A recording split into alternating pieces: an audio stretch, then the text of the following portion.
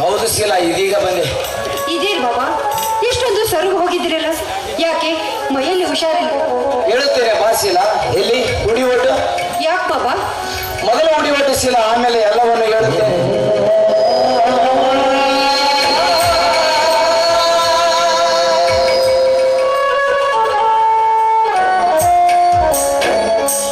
ಬಾಬಾ, ಇದೇನು ಬಾಬಾ ಇಷ್ಟೊಂದು ಹಣ?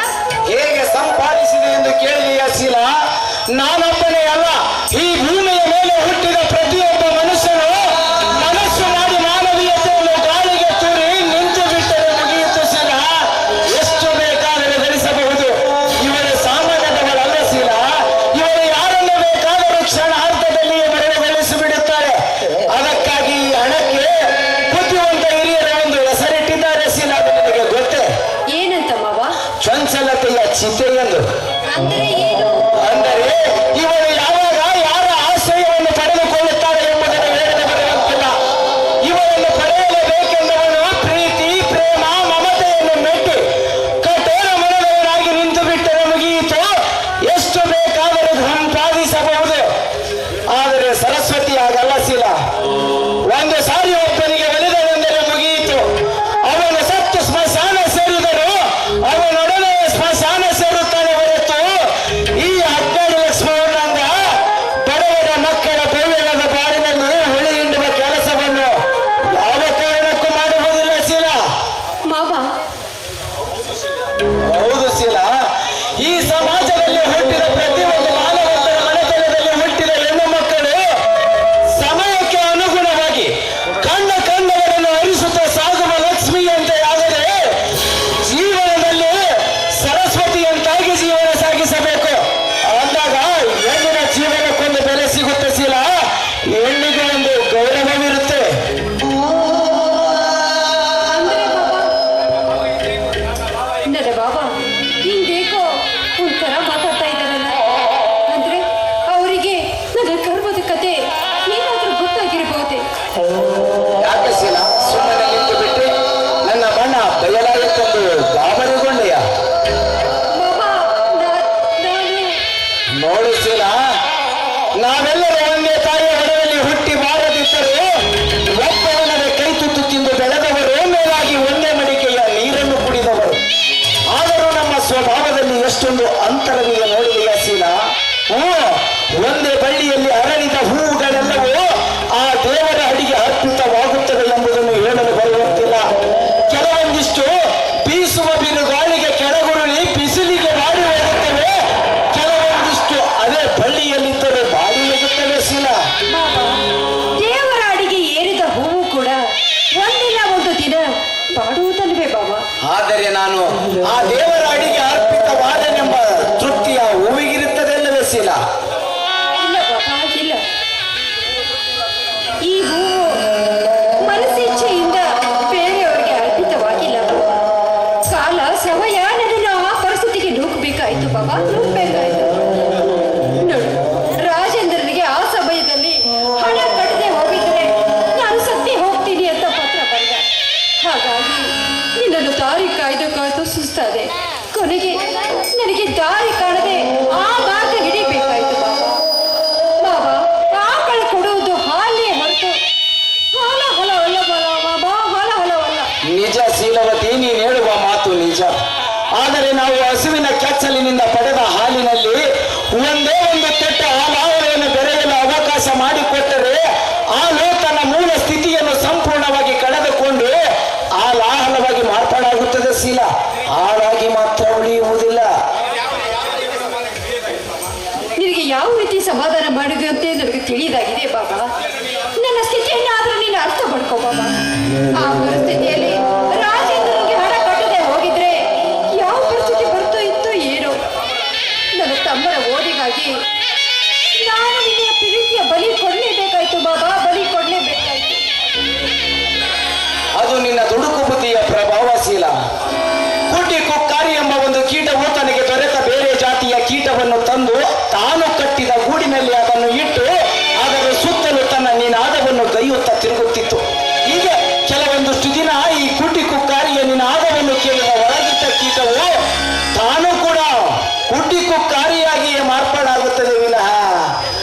20 ವರ್ಷ ಒಂದೇ ಸರಳಿನಲ್ಲಿ ಬೆಳೆದ ನೀನು ನನ್ನ ಹೃದಯವನ್ನು ಅರಿಯದೆ ಒಲಿಸಿಲ್ಲ.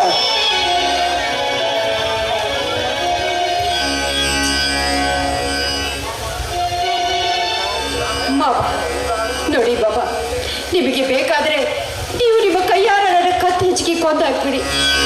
ಮೇಲಿಂದ ಮೇಲೆ ಚುಚ್ಚಿ ಚುಚ್ಚಿ ಮಾತಾಡಬೇಡಿ ಬಾಬಾ, ಮಾತಾಡಬೇಡಿ. ಉಚ್ಚಿ, ನಿನ್ನನ್ನು ಕೊಲ್ಲಲು ನಾನು ಯಾರು? ಆ ಸೃಷ್ಟಿಕರ್ತನು ನಿನ್ನನ್ನು ಹುಟ್ಟಿಸಿದಾಗಲೇ ಕೊಲ್ಲುವ ಅಧಿಕಾರವನ್ನು ಬೇರೆಯವರಿಗೆ ವಹಿಸಿಕೊಟ್ಟಿದ್ದಾನೆ.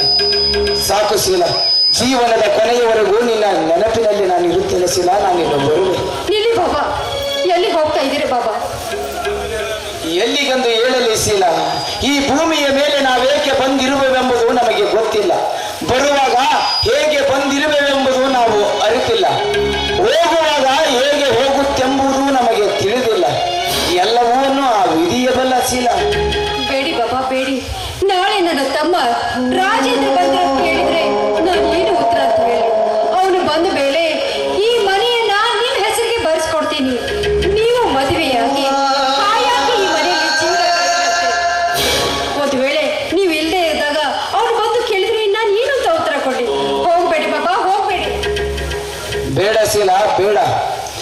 ನನ್ನ ಮಾವ ಬದುಕಿರುವವರೆಗೂ ಮಾನ ಮರ್ಯಾದೆಯ ಊರುಗೋಲಾಗಿದ್ದ ಈ ಮನೆಯಲ್ಲಿ ಎಂದು ಬೀದಿ ನಾಯಿಯನ್ನು ಬಂದು ಕಾಲಿಟ್ಟು ಪವಿತ್ರಗೊಳಿಸಿತು, ಅಂದೇ ನಾನು ಈ ಮನೆಯಲ್ಲಿ ಬದುಕುವ ಹಕ್ಕನ್ನು ಕಳೆದುಕೊಂಡೆ.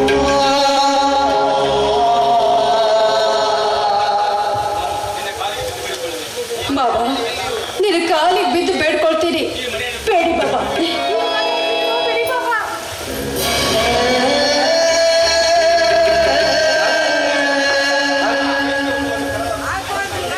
ನೋಡು ಶೀಲ, ರೇಷ್ಮೆ ಹುಳು ಒಂದು ತರದ ತಪ್ಪಲನ್ನು ತಿಂದು ತನ್ನ ಹೃದಯದಿಂದ ಒಂದು ರಸವನ್ನು ಉತ್ಪತ್ತಿ ಮಾಡುತ್ತದೆ. ಆ ರಸದಿಂದ ತನ್ನ ಸುತ್ತಲೂ ಒಂದು ಗೂಡನ್ನು ಕಟ್ಟುತ್ತದೆ.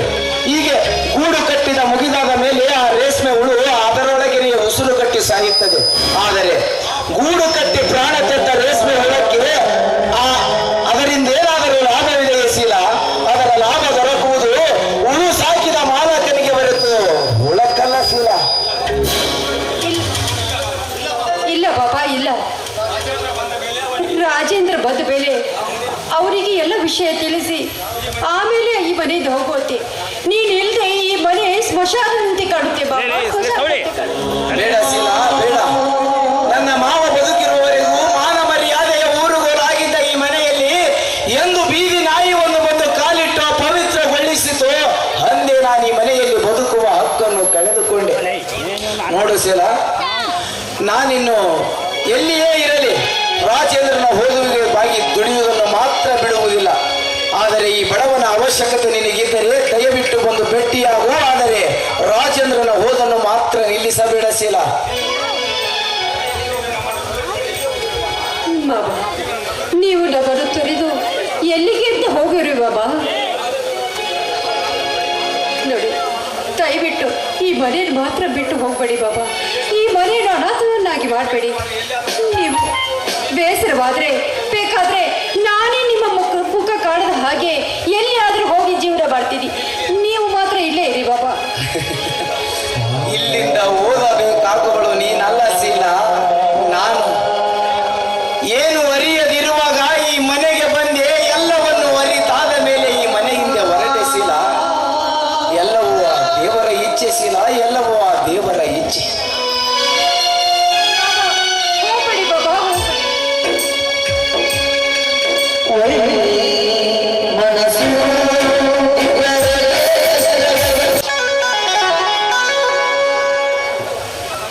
ಯಾಕಡ್ರವ ಗೋವಿಂದ, ಲಕ್ಷ್ಮೀರವ ಗೋವಿಂದ, ಜಯ ಮಂಗಲಂ, ಜಯ ಮಂಗಲಂ.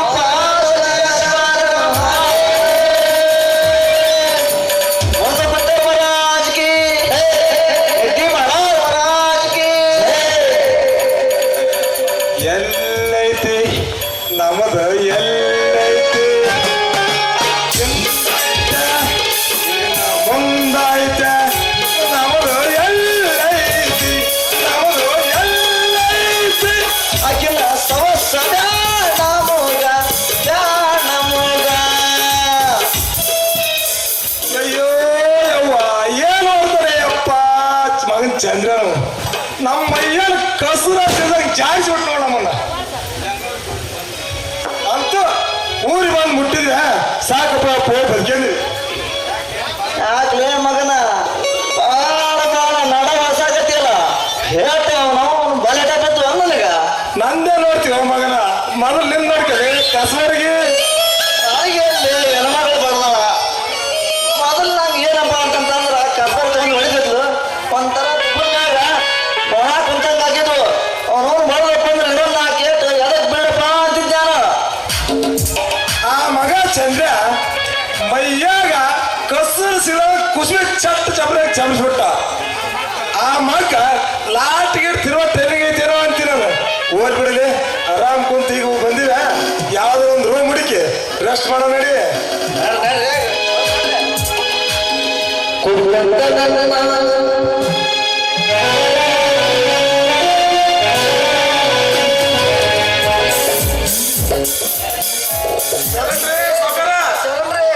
ತಾವು ಸೂರೇಂದ್ರ ಅದೇರೇಂದ್ರ ಇದೇನು ನಿಮ್ಮ ಅವಸ್ಥೆ? ಈಗೇಕೆ ಕುಂಟುತ್ತಿರುವಿರಿ? ಶಿವ ಶಿವ ಶಿವ ಶಿವ ಯಪ್ಪ ಕುಂಟ್ಕೊಂತ ಬಂದ ನಮ್ ಜನ್ಮದ ಹೋಗೈತೆ ಇಲ್ಲ ಒಂದು ಕಾಲು ಏನು ತರಗಾಗಿದ್ರ ಕುಡ್ಕೊಂತ ಬರೋದಿಲ್ಲ. ಏನಾಯ್ತು ಹೇಳಿ ಯಾರಾದರೂ? ಅದನ್ನ ಏನು ಕೇಳ್ತೀರಿ? ಮೊದ್ಲ ನಾವು ಮಾಡ್ತೀವಲ್ರ ಹಲ್ಕಾಡ್ ದಂಧೆ. ಈ ಹಲ್ಕಾಡ್ ದಂಧೆ ಮಾಡಿ ಊರಾನ್ಯಾರ ಕೈಗೆ ಸಿಕ್ಕಾಕೊಂಡ್ಬಿಟ್ವಿ. ಓಣ್ಯಾಗ ತಿರುವಿಸಿ ಹೊಡೆದ್ರಪ್ಪ ಅಂತಂದ್ರೆ ಏನ್ ಹೇಳ್ರಿ? ಬ್ಯಾಡ್ರಿ ಆ ಸುದ್ದಿ ಬ್ಯಾಡ್ರಿ ಅಪ್ಪ. ಇನ್ ಮ್ಯಾಗ ಈ ಸವಾಸ ಬ್ಯಾಡ ನಮಗ ಕೈ ಮುಗಿತೀನಿ. ನೋಡಿ, ನೀವು ಇಲ್ಲಿಯವರೆಗೂ ನನಗೆ ಸಾಕಷ್ಟು ಸುಖ ಕೊಟ್ಟಿದ್ದೀರಿ, ನಮಗೆ ತುಂಬಾ ಥ್ಯಾಂಕ್ಸ್. ನಾನು ಕೂಡ ರಾಜಶ್ರೀಯನ್ನು ಮದುವೆಯಾಗಿ ಊರಿಗೆ ಹೊರಟಿರುವೆ. ಅಲ್ರಿ ರಾಜಶ್ರೀಗೆ ನಿಮಗ ಏನೋ ಕರ್ನಾಡ ತಂದಿದ್ರಿ ಮತ್ತೆ ಅಕ್ಕಿನಂಗ ಮದುವೆ ಆದ್ರಿ? ಅವಳನ್ನು ಮದುವೆ ಆಗಬೇಕಾದರೆ ಅದರಲ್ಲಿ ನನ್ನ ಸ್ವಾರ್ಥವೂ ಇದೆ. ಈ ಕಾಲದಲ್ಲಿ ನೀವು ನನಗೆ ಸಹಾಯಕರಾಗಿ ನಡೆದರೆ ನೀವು ಕೂಡ ಅಪಾರ ಶ್ರೀಮಂತರಾಗುವಿರಿ. ಅದೇ ಹಂಗ್ರಿ? ನಾನೀಗ ರಾಜಶ್ರೀ ಜೊತೆ ಊರಿಗೆ ಹೊರಟಿರುವೆ. ಆಗ ಮನೆಯಲ್ಲಿ ಉಳಿಯೋರು ಅವಳ ತಂದೆ ಒಬ್ಬನೇ. ಅವಳ ತಂದೆನು ಸಮಯ ಇಲ್ಲದ ಸಾಧಿಸಿ ಅವಳನ್ನು ಮುಗಿಸಿಬಿಟ್ಟರೆ ನೀವು ಕೂಡ ಅಪಾರ ಶ್ರೀಮಂತರಾಗುವಿರಿ. ಇದೂನು ವರ್ಷನ ಕೆಲಸ ನನ್ನಾಗ ನಮಗ ಬರೀ ಇಂಥ ಕೆಲಸನ ಸಿಗ್ತಾವು. ಯಪ್ಪ ಬ್ಯಾಡೋ ಯಪ್ಪ, ಇಂಥ ಕೆಲಸ ಬ್ಯಾಡ. ನಾವು ಒಂದು ಯಾವ ಬ್ಯಾರೆ ಕೆಲಸ ನೋಡ್ಬೇಕಂತಂದು ತೀರ್ಮಾನ ಮಾಡಿವಿ. ಹಾಗೇನಿಲ್ಲ, ಸರಿಯಾದ ಪ್ಲಾನ್ ನಾ ಮಾಡಿಕೊಡುವೆ. ನೀವು ನಮ್ಮ ಊರಿಗೆ ಬನ್ನಿರಿ. ಅನ್ಸಬಂಡಿ ಅಲ್ಲಿ ಬಿದ್ದಾವಂತೇಳಿ ಇಲ್ಲಿ ಬೀಳ್ತಾವ. ಯಾಕಂದ್ರೆ ಇಲ್ಲಿ ಬೀಳಕ್ಕಿಲ್ಲ ಆಗ್ರಿ. ಏನಾಗತ್ತ ಆಗ್ರಿ, ನಿಮ್ಮ ಅಡ್ರೆಸ್ ಬರ್ಕೊಟ್ಬಿಟ್ರಿ ಬಂದೇ ಬಿಡ್ತೀವಿ. ಅವ್ನು ಏನ್ರ ಆಮೇಲೆ ಕುಂತ ವಿಚಾರ ಮಾಡೋಣ ಅಂತ. ನಿಮಗೆ ತುಂಬಾ ಆಯಾಸವಾಗಿದೆ ಅಂತ ತೋರುತ್ತಿದೆ. ನೀವು ಮೊದಲು ವಿಶ್ರಾಂತಿ ತೆಗೆದುಕೊಳ್ಳಿ. ನಾಳೆ ಎಲ್ಲಾ ವಿಷಯ ನಿಮಗೆ ತಿಳಿಸಿ ಬನ್ನಿ, ಹೋಗೋಣ. ನೋಡ್ರಪ್ಪ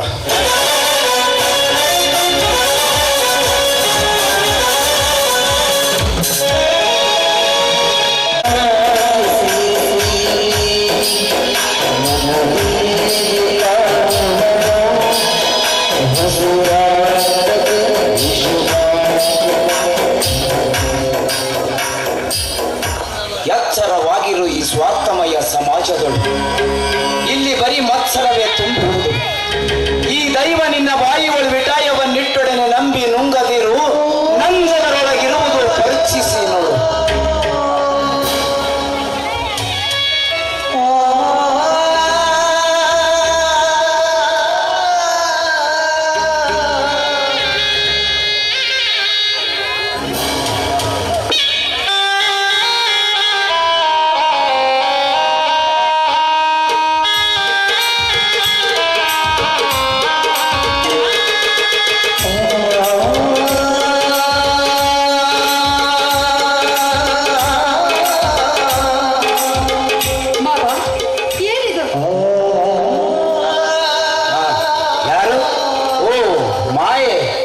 ಈ ಮಾಯೆಯನ್ನು ಕವಿಗಳೆಲ್ಲರೂ ಹೋಲಿಸಿ ಹೊಗಳುವರು. ಹೂವಿನ ಸೌಂದರ್ಯಕ್ಕೆ ಮರುಳುಗೊಳ್ಳುವಳು ಈ ಮಾಯೆ. ಶರಣು ಶರಣು ನಿನ್ನ ಅಂತರಾತ್ಮ.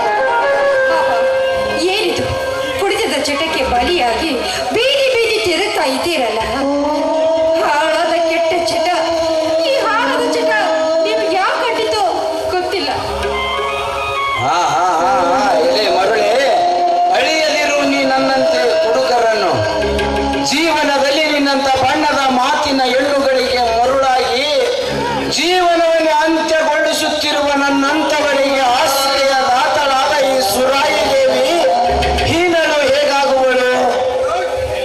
ಬಾಬಾ, ನಿನ್ನನ್ನು ಈ ಸ್ಥಿತಿಗೆ ತಂದ ಈ ಪಾಪಿ ಸತ್ತಾದ್ರೂ ಹೋಗ್ಬಾರ್ದೆ ಬಾಬಾ, ಸತ್ತಾದ್ರೂ ಹೋಗ್ಬಾರ್ದೆ. ಕರೆದಾಗ ಬರಲು ಸಾವು ನಮ್ಮಪ್ಪನ ಮನೆಯ ಆಸ್ತಿ ಅಲ್ಲ ಶೀಲ. ಒಂದಗಳು ಹೆಚ್ಚಿರದು, ಒಂದಗಳು ಕರೆ ಇರದು. ತಿಂದು ನಿನ್ನನ್ನದ ಋಣ ತೀರುತ್ತದೆ ಪಯಣ. ಹಿಂದಾಗದೊಂದು ಕ್ಷಣ, ಮುಂದುಳಿಯದೊಂದು ಕ್ಷಣ. ಸಂದ ಲೇಖವದೆಲ್ಲವಲ್ಲ ಮಂಕುತಿಮ್ಮ ಎಂದ ಈ ಬೀದಿಯವರ ನುಡಿ ಮಾತಿನಂತೆ ನಾವೆಷ್ಟು ದಿನ ಇಲ್ಲಿ ಬದುಕಬೇಕೆಂಬುದು ಬರದಿದೆಯೋ ಅಷ್ಟೇ ದಿನ ಮಾತ್ರ ಬದುಕಬೇಕು ಶೀಲ. ಬಾಬಾ, ನಿನ್ನ ಜೊತೆ ಮಾತನಾಡೋ ಯೋಗ್ಯತೆ ನನಗಿಲ್ಲ ಬಾಬಾ. ನೀನಾಡುವ ಪ್ರತಿಯೊಂದು ಮಾತು ಚಾಟಿ ಏಟಿನಿಂದ ನನ್ನ ಹೃದಯ ಘಾಸಿಗೊಳಿಸ್ತಾ ಇದೆ ಬಾಬಾ. ಬೇಡ ಬಾಬಾ, ಬೇಡ. ನೋಡಿ, ದಯವಿಟ್ಟು ತುಡುಕಿ ನಾನು ಏನೋ ತಪ್ಪು ಮಾಡಿದ್ದೀನಿ. ದಯವಿಟ್ಟು ಕ್ಷಮಿಸಿ ಮನೆಗೆ ಬನ್ನಿ ಬಾಬಾ. ಆ ಮನೆ ನೀವಿಲ್ಲದೆ ಸ್ಮಶಾನದಲ್ಲಿ ಮನೆ ನನಗೆ ಯಾವ ಮನೆ ಶೀಲ? ನನಗೆ ಯಾವ ಮನೆನೂ ಇಲ್ಲ. ಹುಟ್ಟಿದಾಗಿನಿಂದಲೂ ಹುಟ್ಟುವಾಗಲೇ ಎಲ್ಲರನ್ನು ಕಳೆದುಕೊಂಡ ಈ ದುರ್ದೈವಿಗೆ ನನ್ನವರೆನ್ನುವವರು ಯಾರೂ ಇಲ್ಲ ಶೀಲ ಈ ಪ್ರಪಂಚ. ನಾನು ಬರುವಾಗ ಬಂದಿರುವವನು ಒಬ್ಬನೇ, ಹೋಗುವಾಗ ಹೋಗುವನು ನಾನೊಬ್ಬನೇ.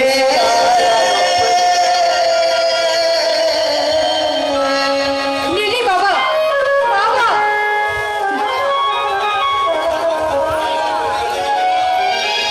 ಮನೆಯೊಳಗಿದ್ದ ಬಂಗಾರದ ಮೂರ್ತಿಯನ್ನು ಕಿತ್ತು ತಂದು ಬೀದಿಗೆ ಎಸೆದು ಹಿತ್ತಾಳೆ ಪಾತ್ರೆಯ ಮೂರ್ತಿಯನ್ನು ಇಟ್ಟು ಪೂಜೆ ಮಾಡುವ ಸ್ಥಿತಿಯಾಗಿದೆ ನನ್ನ ಪರಿಸ್ಥಿತಿ.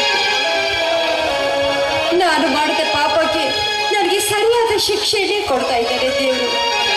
ಇನ್ನು ಮುಂದೆ ಯಾವ ಯಾವ ದುರ್ಘಟನೆ ಸಂಭವಿಸೋದು ಕಾದು ಕುಳಿತಿದೆಯೋ ನನಗೆ ಗೊತ್ತಾಗ್ತಿದೆ.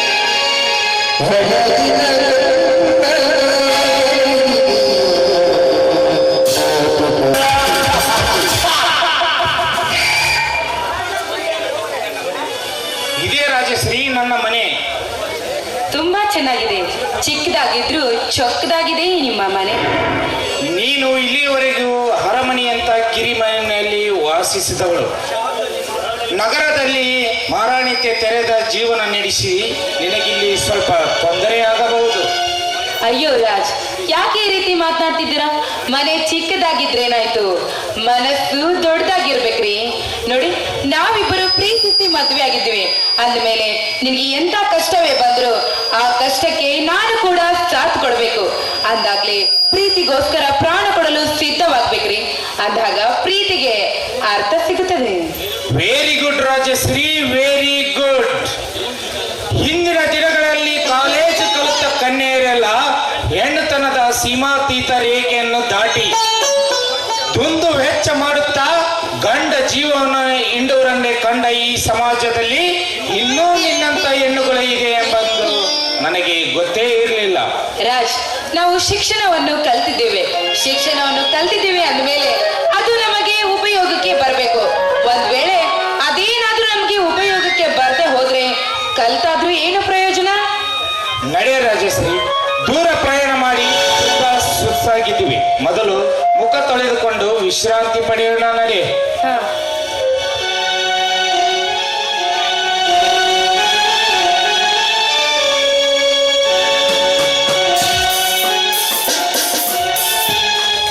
ಈ ಮನೆಯಲ್ಲಿ ಯಾವಾಗ ಬಂದ್ಯಪ್ಪ? ಅಲ್ಲ, ಊರಿಗೆ ಬರ್ತೀನಿ ಅಂತ ಒಂದು ಪತ್ರನಾದ್ರೂ ಬರಿಬಾರ್ದಿತ್ತೇನಪ್ಪ? ಪತ್ರ ಬರೆಯುವುದಕ್ಕೆ ಸಮಯವಿಲ್ಲ, ಹಾಗೆಯೇ ಬಂದು ಬಿಟ್ಟೆ. ಇವ್ರು ಯಾರಪ್ಪ? ಇವಳು ನನ್ನ ಹೆಂಡತಿ. ಹಾ? ಅಂದ್ರೆ ನೀನು ಮದುವೆ ಮಾಡ್ಕೊಂಡಿಯೇನೋ? ಯಾಕೆ ಮಾಡಿಕೊಳ್ಳಬಾರದಿತ್ತೇನು? ಛೇ, ಮದುವೆ ಮಾಡಿಕೊಳ್ಳಬಾರ್ದಿತ್ತು ಅಂತ ಹೇಳ್ತಾ ಇಲ್ಲ ತಮ್ಮ. ನಿನಗೆ ಒಬ್ಬ ಅಕ್ಕ ಇದ್ದಾಳೆ ಎಂಬ ನೆನಪು ಕೂಡ ನಿನಗೆ ಇಲ್ಲದೆ ಹೋಯ್ತಲ್ಲಪ್ಪ. ಮನೆಗೆ ಬಂದೊಡನೆ ಪ್ರಾರಂಭಿಸಿದೆಯಾ ನಿನ್ನ ಹಳೆ ಕಥೆಯನ್ನು? ಸುಮ್ಮನೆ ಯಾಕೆ ತಲೆ ಬಿಸಿ ಮಾಡುತ್ತಿ? ಮೊದಲೇ ಬಿಸಿನಲ್ಲಿ ತಳೆದು ಬಂದಿದ್ದೇವೆ. ಮೊದಲು 2 ಲೋಟ ಪಾನಕವನ್ನಾದರೂ ಮಾಡಿಕೊಂಡು ಬಾ, ಆಮೇಲೆ ಎಲ್ಲಾ ವಿಷಯ ತಿಳಿಸಿ ಹೇಳುತ್ತೇನೆ ನಿನಗೆ. ಸರಿಯಪ್ಪ.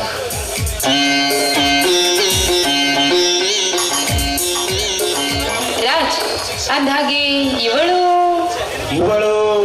ಇದೇ ಮನೆಯಲ್ಲಿ ಇರುತ್ತಾಳೆ. ಆ? ಇದೇ ಮನೇಲಿ ಇರ್ತಾಳೆ, ಅದೇನೋ ನಿಜ. ಆದ್ರೆ ತಮ್ಮ ಅಂತ ಕರೆದಿದ್ದಾಳಲ್ಲ ನಿಮ್ಮನ್ನು. ಓ ಅದಾ, ಅವಳ ತಂದೆ ನಮ್ಮ ಮನೆಯಲ್ಲಿ ಕೆಲಸ ಮಾಡುತ್ತಿದ್ದ. ಇವಳು ಇನ್ನು ಚಿಕ್ಕವಳು ಇರುವಾಗಲೇ ಅವಳ ತಂದೆ ತೀರಿ ಹೋದ. ಆಗ ನಮ್ಮ ತಂದೆಯವರು ಇವಳನ್ನು ತಂದು ನಮ್ಮ ಜೊತೆ ಜೋಪಾನ ಮಾಡಿದ್ದರು. ಚಿಕ್ಕವರು ಇರುವಾಗ ಇಬ್ಬರು ಸೇರಿ ಆಟವಾಡುತ್ತಿದ್ದವು. ಆಗ ನಮ್ಮ ತಂದೆಯವರಿಗೆ ಹೆಣ್ಣು ಮಕ್ಕಳದು ಇಲ್ಲದ ಕಾರಣ ಇವಳನ್ನು ತುಂಬಾ ಜೋಪಾನ ಮಾಡಿದರು. ಈ ಮನೆಯಲ್ಲಿ ನನ್ನಷ್ಟೇ ಅಧಿಕಾರ ಅವಳಿಗೂ ಇದೆ ಎಂಬಂತೆ ಅವಳನ್ನು ತುಂಬಾ ಜೋಪಾನ ಮಾಡಿದರು. ಆ ಸಲಿಗೆಯಿಂದಲೇ ತಮ್ಮನು ಹೆಸರು ಕರೆಯುತ್ತಾಳೆ. ಹಾಗಾದ್ರೆ ಅವ್ರ ಹೆಸರೇನು? ಶೀಲವತಿ ಅಂತ. ಅಯ್ಯೋ ಪಾಪ, ಅವಳಿಗೆ ತಾಯಿ ಇಲ್ವೇನ್ರಿ? ಇವಳ ಹೆರಿಗೆ ಆಗುವಾಗಲೇ ತೀರಿ ಹೋದಳೆ ಅಂತ ಅವಳ ತಂದೆ ಹೇಳುತ್ತಿದ್ದ. ಪಾಪ ರೀ, ಯಾರ ಹಣೆ ಬರೋನು ಯಾರು ಕಂಡಿಲ್ಲ. ಛೇ, ಹೋಗ್ಲಿ ಬಿಡು ರಾಜೇಶ್ವರಿ, ಅವರವರ ಕರ್ಮ ನಾವೇನು ಮಾಡೋಕ್ಕಾಗುತ್ತೆ. ಈ ಮನೆಯಲ್ಲಿ ಮೊದಲಿನ ಸವಲತ್ತು ಅವರಿಗೆ ಕೊಡಬೇಡ. ನೀನು ಅವಳ ಜೊತೆ ಅಷ್ಟಕ್ಕಷ್ಟೇ ಇರೋದು ಒಳ್ಳೆಯದು.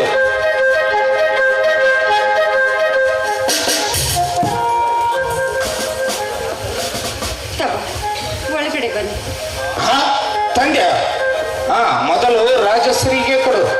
ಒಳಗಡೆ ಮಾಡಿಟ್ಟಿದ್ದೀನಿ, ಒಳಗಡೆ ಬಂದೆ ಕುಡಿ. ನಡೆಯಪ್ಪ. ಆಯ್ತು ನಡೆ. ರಾಜ್, ಇದೇನಿದು ರಾಜ್?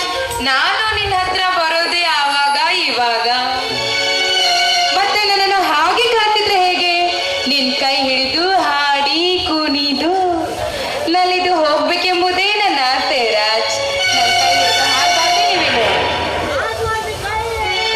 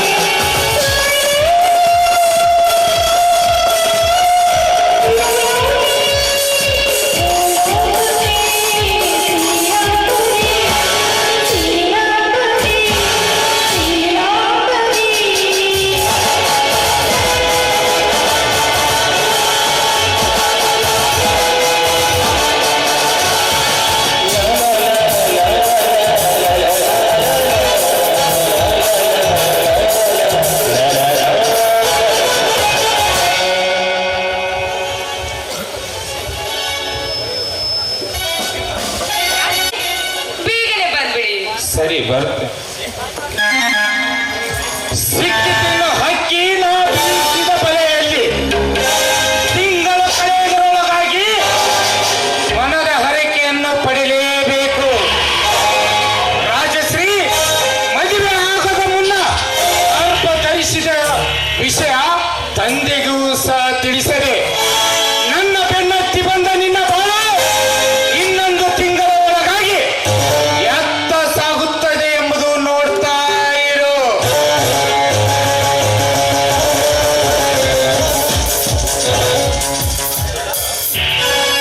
ಏನು ರಾಜೇಂದ್ರ, ನಾನು ತಂದೆ ತಾಯಿ ಇಲ್ಲದ ತಪ್ಪಲಿ.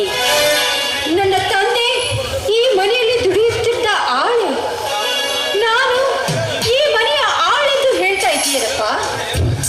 ಬಾಯಿ ಮಾಡಬೇಡಕ್ಕ. ನಾನು ಅವಳು ಎದುರು ಹಾಗೆ ಹೇಳಬೇಕಾದರೆ ಒಂದು ಬಲವಾದ ಕಾರಣವಿದೆ.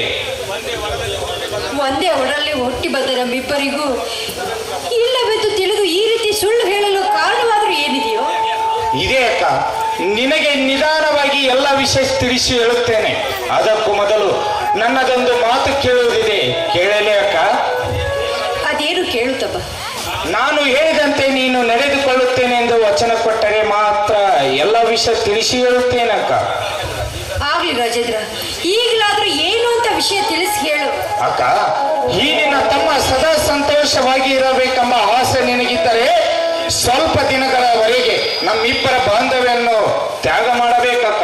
ತಮ್ಮ, ಅಂದರೆ ಯಾವುದೇ ಪರಿಸ್ಥಿತಿ ಬಂದೊದಗಿದರು ನಾನು ನೀನು ಅಕ್ಕ ತಮ್ಮನೆಂದು ಅವಳಿಗೆ ಗೊತ್ತಾಗಬಾರದು. ರಾಜೇಂದ್ರ, ಇದು ಸಾಧ್ಯವಿಲ್ಲ.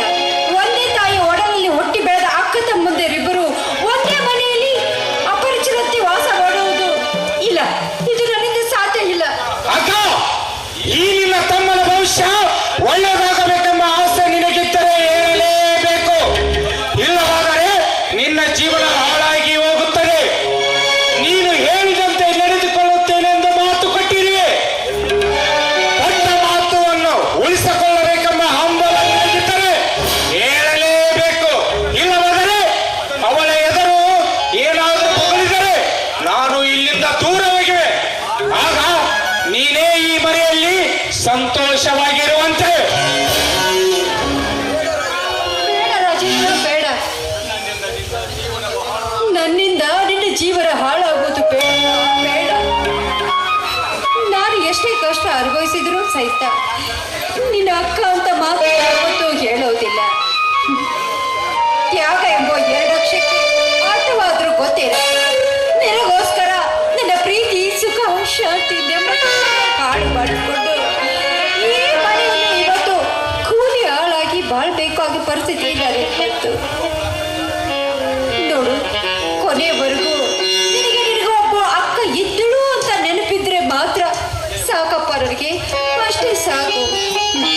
ದೇವ, ಈ ಮನೆಯಲ್ಲಿ ಕಾಲಿಟ್ಟೊಡನೆ ಇಂಥ ಘಟನೆ ನಡೆಯಿತು. ಮುಂದೆ ಯಾವ ಘಟನೆ ನಡೆಯುತ್ತದೋ ಯಾರಿಗೆ ಗೊತ್ತು?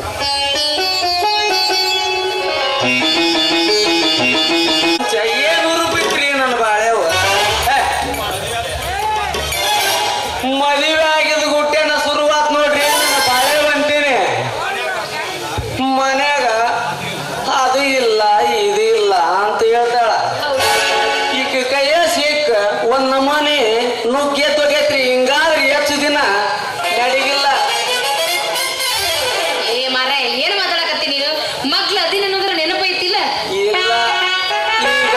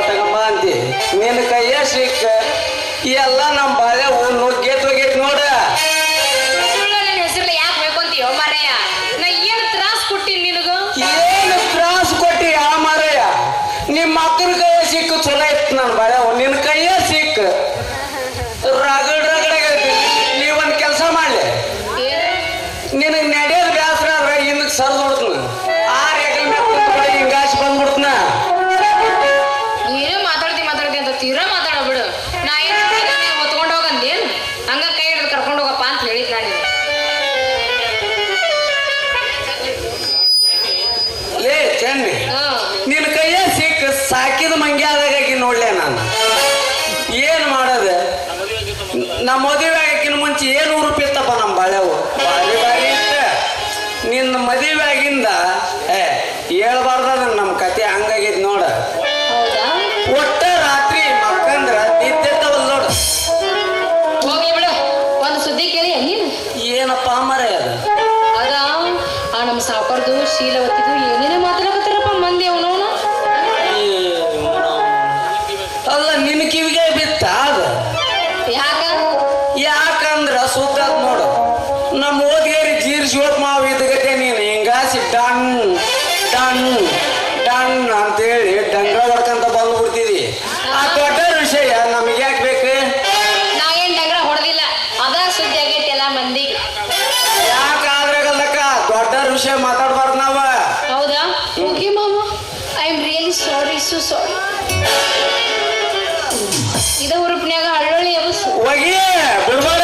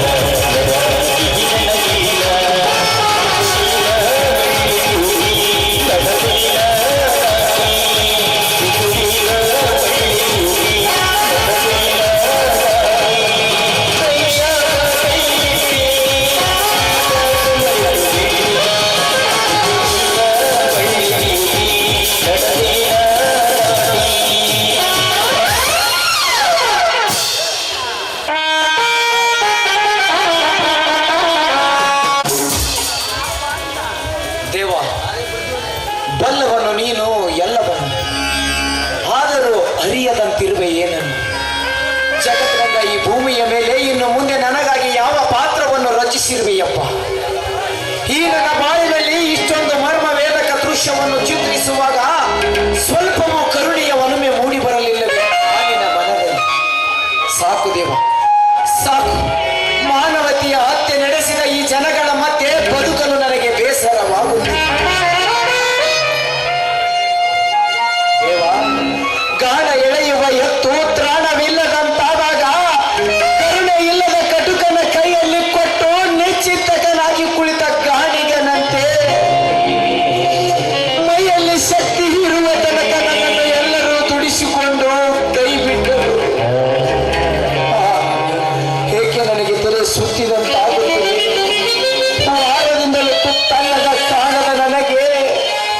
ಹೊಟ್ಟೆ ಹಸಿಯುತ್ತಿದೆ ದೇವ.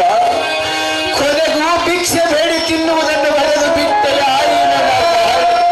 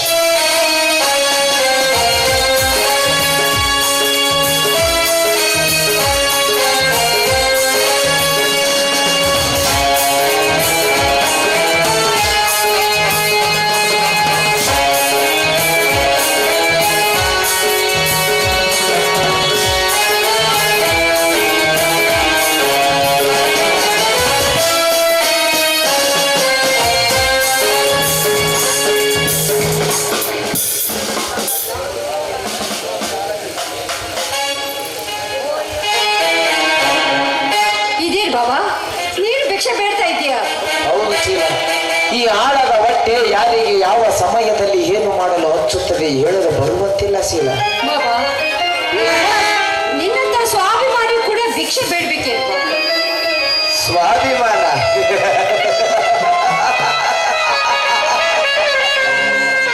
ಇನ್ನೆಲ್ಲಿಯ ಸ್ವಾಭಿಮಾನ ಶೀಲವ. ವಾರದಿಂದಲೂ ತನ್ನವನ್ನು ಕಾಣದ ನನಗೆ ನಿಲ್ಲಲು ಸಹ ಪ್ರಾಣವಿಲ್ಲದಂತಾದಾಗ ಹೀಗೆ ಬಿದ್ದು ಸಾಯುವುದಕ್ಕಿಂತ ಭಿಕ್ಷೆ ಬೇಡಿ ಬದುಕಿದರಾಯಿತೆಂದು ವಿಚಾರ ಮಾಡಿದಾಗ ಸ್ವಾಭಿಮಾನವನ್ನು ಬದಿವಿಗೊತ್ತಿ ಮರೆಯಲು ಬೇಕಾಯಿತು ಶೀಲ, ಮರೆಯಲು ಬೇಕಾಯಿತು. ಹಸುವಿನಿಂದ ಆಗುವ ನೋವು ನಿನಗಿಲ್ಲ, ಇದ್ದಿದ್ದರೆ ನೀನು ಈ ರೀತಿ ಮಾತನಾಡುತ್ತೇನೆ ಮಾತನಾಡುತ್ತೇನೆ. ಬಾಬಾ, ನಿಮಗೊಂದು ಸಂತೋಷದ ಸುದ್ದಿಯನ್ನು ಹೇಳಿ ಮನೆಗೆ ಕರ್ಕೊಂಡು ಹೋಗಲು ಬಂದಿದ್ದೀರಿ ಬಾಬಾ. ಇನ್ನೆಲ್ಲಿಯ ಸಂತೋಷಶೀಲ, ನನ್ನ ಹೃದಯದಲ್ಲಿ ಸಂತೋಷದ ಬುಕ್ಕೆಗಳು ಬತ್ತಿ ಹೋಗಿ ಅದೆಷ್ಟೋ ಕಳೆದು ಹೋದವು ಶೀಲ, ಅದೆಷ್ಟೋ ದಿನಗಳು ಕಳೆದು ಹೋದವು. ನಾನು ಈ ವಿಷಯ ಕೇಳಿದ್ರೆ ನಿಜವಾಗಿಯೂ ನೀನು ಸಂತೋಷ ಪಡ್ತೀಯ ಬಾಬಾ? ಇಲ್ಲ ಶೀಲ, ನನ್ನ ಹೃದಯದಲ್ಲಿ ಸಂತೋಷವನ್ನು ಕಾಣಲಾಶಿಸುವುದು ಪರುಡುದನದ ಮಲೆಯಲ್ಲಿ ಹಾಲು ಬಯಸುವುದು ಎರಡು ಒಂದೇ ಶೀಲ. ಬಾಬಾ, ವಿಷಯ ಏನಂತ ಹೇಳಿದ್ರೆ ರಾಜೇಂದ್ರ ಮನೆಗೆ ಬಂದಿದ್ದಾನೆ. ನಿನ್ನ ಮಾತು ಸತ್ಯವೇ ಶೀಲ? ನಿನ್ನಾಳಿಗೂ ನಿಜ ಬಾಬಾ. ರಾಜೇಂದ್ರ ಚೆನ್ನಾಗಿದ್ದೇನೆ ಶೀಲ. ಹಾ ಬಾಬಾ, ಚೆನ್ನಾಗಿದ್ದಾನೆ. ಆದ್ರೆ ಆದರೆ ಎಂದು ಅರ್ಥಕ್ಕೆ ನಿಲ್ಲಿಸಿಬಿಟ್ಟೆಯಲ್ಲ ಶೀಲ, ಏನು ಹೇಳು? ಅದು ಅದು ನನಗೆಲ್ಲ ಗೊತ್ತಾಯ್ತು. ರಾಜೇಂದ್ರ ಮನೆಗೆ ಬಂದ ತಕ್ಷಣ ನನ್ನನ್ನು ಕೇಳಿರಬೇಕಲ್ಲವೇ? ಹೌದು ಬಾಬಾ. ಮತ್ತೆ ನೀನೇನೆಂದು ಹೇಳಿದೆ? ನಿನ್ನ ವಿಷಯ ನಾನು ಅವ್ರಿಗೆ ತಿಳಿಸಿಲ್ಲ ಬಾಬಾ. ಒಂದು ವೇಳೆ ತಿಳಿಸಬೇಕು ಅಂದ್ರು ಅವನು ಒಬ್ಬನೇ ಬಂದಿಲ್ಲ ಬಾಬಾ ಮನೆಗೆ. ಮತ್ತೆ ಅವನ ಸ್ನೇಹಿತನನ್ನು ಕರೆದುಕೊಂಡು ಬಂದಿದ್ದಾನೆ ಶೀಲ? ಇಲ್ಲ, ಮದುವೆ ಮಾಡಿಕೊಂಡು ತನ್ನ ಜೊತೆಗೆ ತನ್ನ ಹೆಂಡತಿಯನ್ನು ಕರ್ಕೊಂಡು ಬಂದಿದ್ದಾನೆ. ಶೀಲ, ರಾಜೇಂದ್ರ ನಮಗೆ ಯಾರಿಗೂ ತಿಳಿಸದೇನೆ ಮದುವೆ ಮಾಡಿಕೊಂಡು ಬಂದಿರುವನೆ? ಹೌದು ಬಾಬಾ. ಹೀಗೆ ಮಾಡಿದೆ ಅಂತ ಕೇಳಿದ್ರೆ ಸಮಯ ಆ ರೀತಿಯಾಗಿ ಬಂತು, ಮದುವೆ ಮಾಡಿಕೊಂಡು ಬಂದೆ ಅಂತ ಹೇಳ್ತೀವಿ. ಇರು ಬಿಡು ಶೀಲ, ರಾಜೇಂದ್ರನ ಹೆಂಡತಿ ಚೆನ್ನಾಗಿದ್ದಾಳೆ? ತುಂಬಾ ಚೆನ್ನಾಗಿದ್ದಾಳೆ ಬಾಬಾ. ಆದ್ರೆ ನೀನು ಮನೆಗೆ ಬರುವುದೊಂದೇ ಬಾಕಿ ಇದೆ. ನಡಿಗೆ ಬಾ, ಮನೆಗೆ ಬಂದು ನೀನೇ ನಿನ್ನ ಕಣ್ಣರ ಸಂತೋಷದ ಸುದ್ದಿನವನ್ನು ನೋಡಿ. ಬರುತ್ತೇನೆ ಶೀಲ. ನಾನು ಇಲ್ಲಿಯವರೆಗೆ ಬದುಕುಳಿದಿರುವುದು ರಾಜೇಂದ್ರನ ಉಜ್ವಲ ಭವಿಷ್ಯವನ್ನು ನೋಡುವುದಕ್ಕಾಗಿ ಅಲ್ಲ, ಅವನ ಸುಖವಾಗಿರುವುದನ್ನು ಈ ನನ್ನ ಕಣ್ಣುಗಳು ಕಾಣಬೇಕಲ್ಲವೇ ಶೀಲ? ಆದರೆ ನನ್ನದೊಂದು ಮಾತು ಶೀಲ. ಏನು ಬಾಬಾ? ನೋಡು, ರಾಜೇಂದ್ರನು ಮೊದಲಿನಿಂದಲೂ ನನ್ನ ಮೇಲೆ ಅಪಾರವಾದ ಪ್ರೀತಿಯನ್ನು ಇಟ್ಟುಕೊಂಡಿದ್ದಾನೆ. ಈ ಸ್ಥಿತಿಯಲ್ಲಿ ಅವನನ್ನು ನಾನು ನೋಡಲು ಬಂದರೆ ಅವನು ನನ್ನನ್ನು ಖಂಡಿತವಾಗಿ ಕೈ ಬಿಡುವುದಿಲ್ಲ. ಈಗ ಕೆಲವಷ್ಟು ದಿನಗಳಿಂದ ಮಾಮನ ತಲೆ ಸರಿಯಾಗಿಲ್ಲ, ಹೀಗೆ ಹುಚ್ಚನಂತೆ ಬೀದಿ ಬೀದಿ ಅಲೆಯುತ್ತಿದ್ದಾನೆಂದು ಹೇಳಿ ಆ ಮನೆಯಿಂದ ಮತ್ತೆ ನನ್ನನ್ನು ಕಳಿಸಿ ಬಿಡಬೇಕು ಶೀಲ. ಮಾಮ, ನಾನು ನಿನ್ನ ತಲೆ ಕೆಟ್ಟಿದೆ ಅಂತ ಹೇಳ್ಬೇಕೇನು ಬಾಬಾ? ಹೌದು ಶೀಲ, ನೀನು ಹಾಗೆ ಹೇಳದಿದ್ದರೆ ಅವನು ನನ್ನನ್ನು ಬಿಡುವುದಿಲ್ಲ. ನೀನು ಹಾಗೆ ಹೇಳುತ್ತೇನೆಂದರೆ ಮಾತ್ರ ನಾನು ಆ ಮನೆಗೆ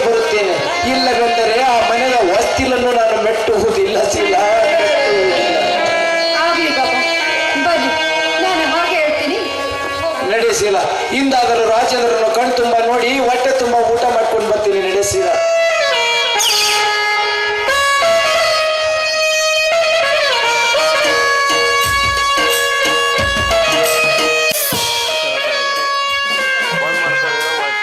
ಬನ್ನಿ ಬಾಬಾ, ಅಲ್ಲಿ ಯಾಕೆ ನಿಂತ್ಕೊಂಡ್ರಿ? ಬನ್ನಿ ಒಳಗಡೆ. ಶೀಲವತಿ, ರಾಜೇಂದ್ರ ಮನೆಯಲ್ಲಿ ಇದ್ದಾನೆ? ಇಲ್ಲ, ಇದೀಗ ತಾನೇ ಹೊರಗಡೆ ಹೋಗಿದ್ದಾನೆ. ನೋಡಿ, ಈಗಲಾದ್ರೂ ಹೊಟ್ಟೆ ತುಂಬ ಊಟ ಮಾಡೋರಂತೆ. ನಾನು ಊಟ ತೆಗೆದುಕೊಂಡು ಬರ್ತೀನಿ.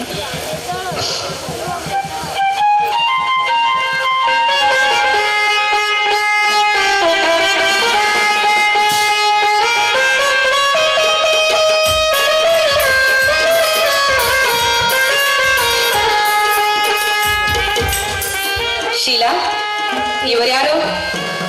ಇವರು ನನ್ನ ಭಾವನು. ಆ? ನಿನ್ ಭಾವನ?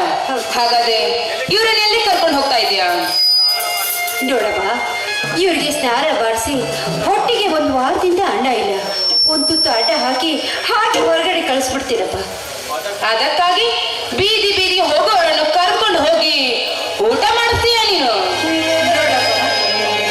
ಇವರೇನು ಭಿಕ್ಷುಕರಲ್ಲಪ್ಪ, ಇವರು ನನ್ನ ಭಾವನಪ್ಪ. ಬೀದಿ ಬೀದಿಯಲ್ಲಿ ಅಲೆದಾಡುವ ನಾಯಿಯನ್ನು ಕರೆದುಕೊಂಡು ಬಂದು ನಮ್ಮ ಮನೆಯಲ್ಲಿ ಊಟ ಮಾಡಿಸ್ತೀನಿ ಅಂತ ಹೇಳ್ತಾ ಇದ್ಯಾ? ಅಷ್ಟಕ್ಕೂ ಇದು ಮನೆ ಕಡೆ, ಧರ್ಮಛತ್ರ ಅಲ್ಲ ಇದು. ಇಲ್ಲವಮ್ಮ, ನಾನು ಭಿಕ್ಷಕನಲ್ಲವಮ್ಮ, ನಾನು ರಾಜೇಂದ್ರನ ಮಾವ. ಈ ಮನೆಯಲ್ಲೂ ನನಗೂ. ನೀವು ಸ್ವಲ್ಪ ಸುಮ್ಮನೆ ನೋಡಮ್ಮ, ಇವರಿಗೆ ಅಂದ್ರೆ ನನ್ನ ಭಾವನಿಗೆ ಮೊದಲಿನಿಂದಲೂ ತಲೆ ಸರಿಯಾಗಿಲ್ಲ. ಏನೋ ಹೀಗೆ ಏನಾದರೂ ಮಾತಾಡ್ಕೊಂಡು ಹುಚ್ಚುಚ್ಚರಾಗಿ ವರ್ತಿಸ್ತಾ ಇದ್ದಾರೆ. ನೋಡಮ್ಮ, ಅವರಿಗೆ ನನ್ನನ್ನು ಬಿಟ್ಟರೆ ಯಾರೂ ಗತಿ ಇಲ್ಲಪ್ಪ. ಪಾಪ ಒಂದು ವಾರದಿಂದ ಹೊಟ್ಟಿಗೆ ಅನ್ನ ಇಲ್ಲದೆ ಬಳಲ್ತಾ ಇದ್ದಾರೆ. ಹೀಗೆ ಬೀದಿ ಬೀದಿ ಸುತ್ತಿ ಭಿಕ್ಷೆ ಬೇಡ್ತಾ ಇದ್ದಾರೆ. ಅದಕ್ಕಾಗಿ ಒಂದು ತುತ್ತ ಅನ್ನ ಹಾಕಿ ಅವ್ರನ್ನ ಕಳಿಸ್ಕೊಡ್ತೀನಿ. ಆಯ್ತೇನಪ್ಪ? ಹಾಗಂದ ಮಾತ್ರಕ್ಕೆ ಮನೆಗೆ ಕರ್ಕೊಂಡು ಬರ್ಬೋದ? ಎಲ್ಲೆಲ್ಲಿ ಅಲೆದಾಡಿ ಬಂದಿರ್ತಾನೋ ಏನೋ, ಇವನನ್ನು ನಮ್ಮ ಮನೆ ಒಳಗೆ ಕರ್ಕೊಂಡು ಊಟ ಹಾಕೋದ? ಇಲ್ಲೇ ಕುಂದಿರಿಸಿ ಅವ್ರಿಗೆ ಒಂದು ತುತ್ತು ಅನ್ನ ತಂದು ಕೊಡ್ತೀನಪ್ಪ. ಅದಕ್ಕಾದ್ರೂ ಒಪ್ಪಿಗೆ. ಇದೇನು ಶೀಲಾ, ನನಗೆ ಬಡಿಸಬೇಕೆಂದ ತುತ್ತು ಕೂಳಿಗಾಗಿ ನೀನು ಇವರಲ್ಲಿ ಇಷ್ಟೊಂದು ಅಂಗಲಾಚಿ ಬೇಡಿಕೊಳ್ಳಬೇಕೇನು ಶೀಲಾ? ಇಷ್ಟೊಂದು ಅಂಗಲಾಚಿ ಬೇಡಿಕೊಳ್ಳಬೇಕು? ನೋಡು, ನೀವು ಬಂದ ತಕ್ಷಣ ಊಟ ಹಾಕೋಕೆ ಇದೇನು ನಿಮ್ಮ ಬೀಗರ ಮನೆ ಅಂತ ತೋಳ್ಕೊಂಡಿದ್ದೀರಾ? ಶೀಲಾ, ನೋಡು, ಊಟ ಬಡಿಸೋದಾದ್ರೆ ಇಲ್ಲೇ ಯಾವ್ದಾದ್ರು ಒಂದು ಮೂಲೆಯಲ್ಲಿ ಕುಂತು ಬಡಿಸು. ಅದನ್ನ ಬಿಟ್ಟು ಒಳಗೆ ಹೋಗಿ ಬಡಿಸ್ತೀನಿ ಅಂತಂದ್ರೆ ಈ ಮನೆಯಲ್ಲಿ ನಿನಗೂ ಜಾಗ ಇರೋದಿಲ್ಲ. ಸುಮ್ಮನೆ ನಿಂದ ಜಾಗ ಖಾಲಿ ಮಾಡ್ಬೇಕಾಗುತ್ತದೆ. ಆಯ್ತು ಬಾಬಾ, ಬನ್ನಿ ಬಾಬಾ, ನಾನು ಊಟ ತೆಗೆದುಕೊಂಡು ಬರ್ತೀನಿ. ಹೌದು ಶೀಲಾ, ಇವರು ಹೇಳಿದ ಹಾಗೆ ಇಲ್ಲಿಯೇ ಕುಳಿತುಕೊಳ್ಳು ಬಿಡುತ್ತೇನೆ. ಇಲ್ಲಿಯೇ ಒಂದು ತುತ್ತದ ಅನ್ನವನ್ನು ತಂದು ಹಾಕಿ ಬಿಡು ಶೀಲಾ. ಇಂದಾದರೂ ಹೊಟ್ಟೆ ತುಂಬ ಊಟ ಮಾಡಿಕೊಂಡು ಹೋಗುತ್ತೇನೆ ಶೀಲಾ. ತೆಗೆದುಕೊಳ್ಳಿ ಬಾಬಾ, ಊಟ ಮಾಡಿರುತ್ತೆ, ಕೂತ್ಕೊಳ್ಳಿ.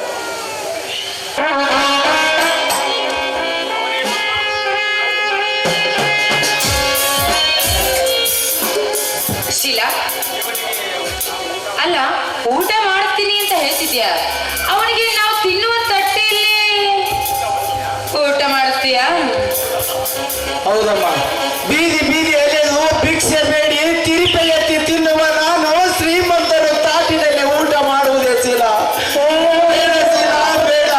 ಆ ದೇವರು ಅಂತ ಭಾಗ್ಯವನ್ನು ನಮಗೆ ಕೊಟ್ಟಿರುವುದಿಲ್ಲ ಶೀಲಾ, ಕೊಟ್ಟಿರುವುದಿಲ್ಲ. ಬಾ ಶೀಲಾ, ಇಲ್ಲಿ ನನ್ನ ಉಡಿಯಲ್ಲಿ ಹಾಕಿ ಬಿಡಿ ಶೀಲಾ, ಊಟ ಮಾಡು. ನಿಂದೆಲ್ಲೋ ತಲೆ ಕೆಟ್ಟಂತಾಗಿದೆ. ನಾವು ತಿನ್ನುವ ತಾಟಿನಲ್ಲಿ ಊಟ ಮಾಡಿಸ್ತೀನಿ ಅಂತ ಹೇಳ್ತಿದ್ಯಲ್ಲ,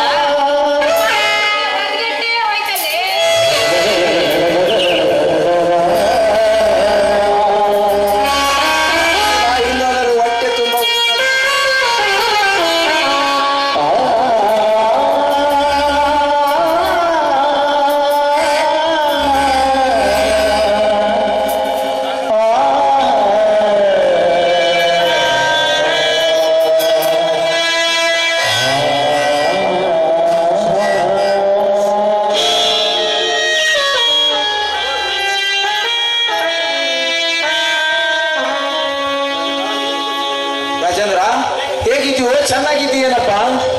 ಹೇ, ಯಾರು ನೀನು? ಯಾಕೋ ರಾಜೇಂದ್ರ, ನನ್ನ ಪರಿಚಯ ನಿನಗೆ ಅರ್ಥವಿಲ್ಲವೇನೋ? ನಾನು ನಿನ್ನ ಮಾವ ಸೋಮು. ಬಾರೋ ರಾಜೇಂದ್ರ, ಬಾ.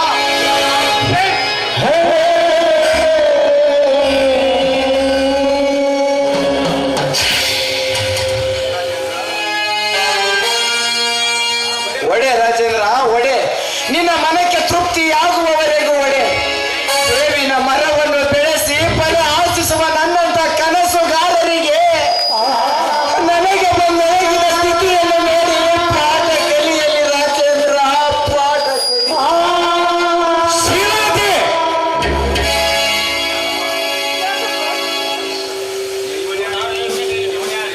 ಇವನಾರೇ, ಇವನ್ನೇಕೆ ಇಲ್ಲಿಗೆ ಕರೆ ತಂದಿರುವೆ?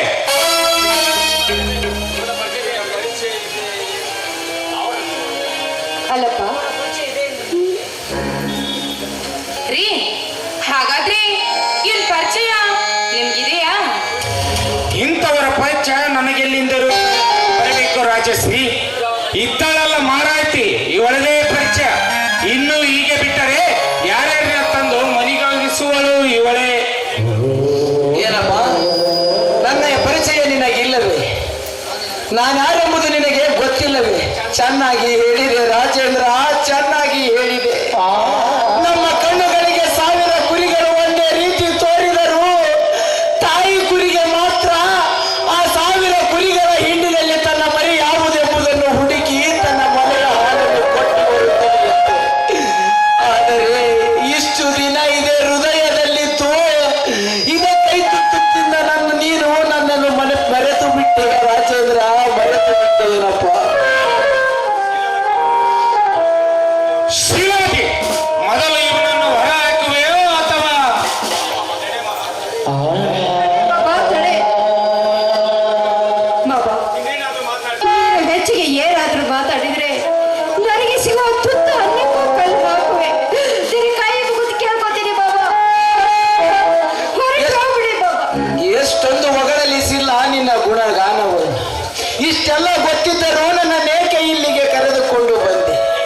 ನೀವೆಲ್ಲರೂ ಸೇರಿ ನನ್ನನ್ನು ಹೊಡೆಯಬೇಕೆಂದು ಎಷ್ಟು ದಿನದಿಂದ ಹೊಂಚು ಹಾಕಿ ಕುಳಿತಿರುವಿರಿ ಶೀಲ, ಎಷ್ಟು ದಿನದಿಂದ ಹೊಂಚು ಹಾಕಿ ಕುಳಿತಿರುವಿ. ಈಗಲಾದರೂ ನೆಮ್ಮದಿ ಆಯಿತೇನೆ ನಿನ್ನ ಈ ಮನಕ್ಕೆ? ನಾನು ಬದುಕಿರುವುದು ನಿಮಗೆ ಯಾರಿಗೂ ಇಷ್ಟವಿಲ್ಲವೆಂದರೆ ಹೇಳಿಬಿಡಿ ಶೀಲ. ಒಂದೇ ಒಂದು ಕೆಟ್ಟ ವಿಷಯವನ್ನಾದರೂ ಕುಡಿದು ಪ್ರಾಣವನ್ನು ಬಿಟ್ಟು ಬಿಡುತ್ತೇನೆ ಶೀಲ, ಪ್ರಾಣವನ್ನು ಬಿಟ್ಟು ಬಿಡುತ್ತೇನೆ.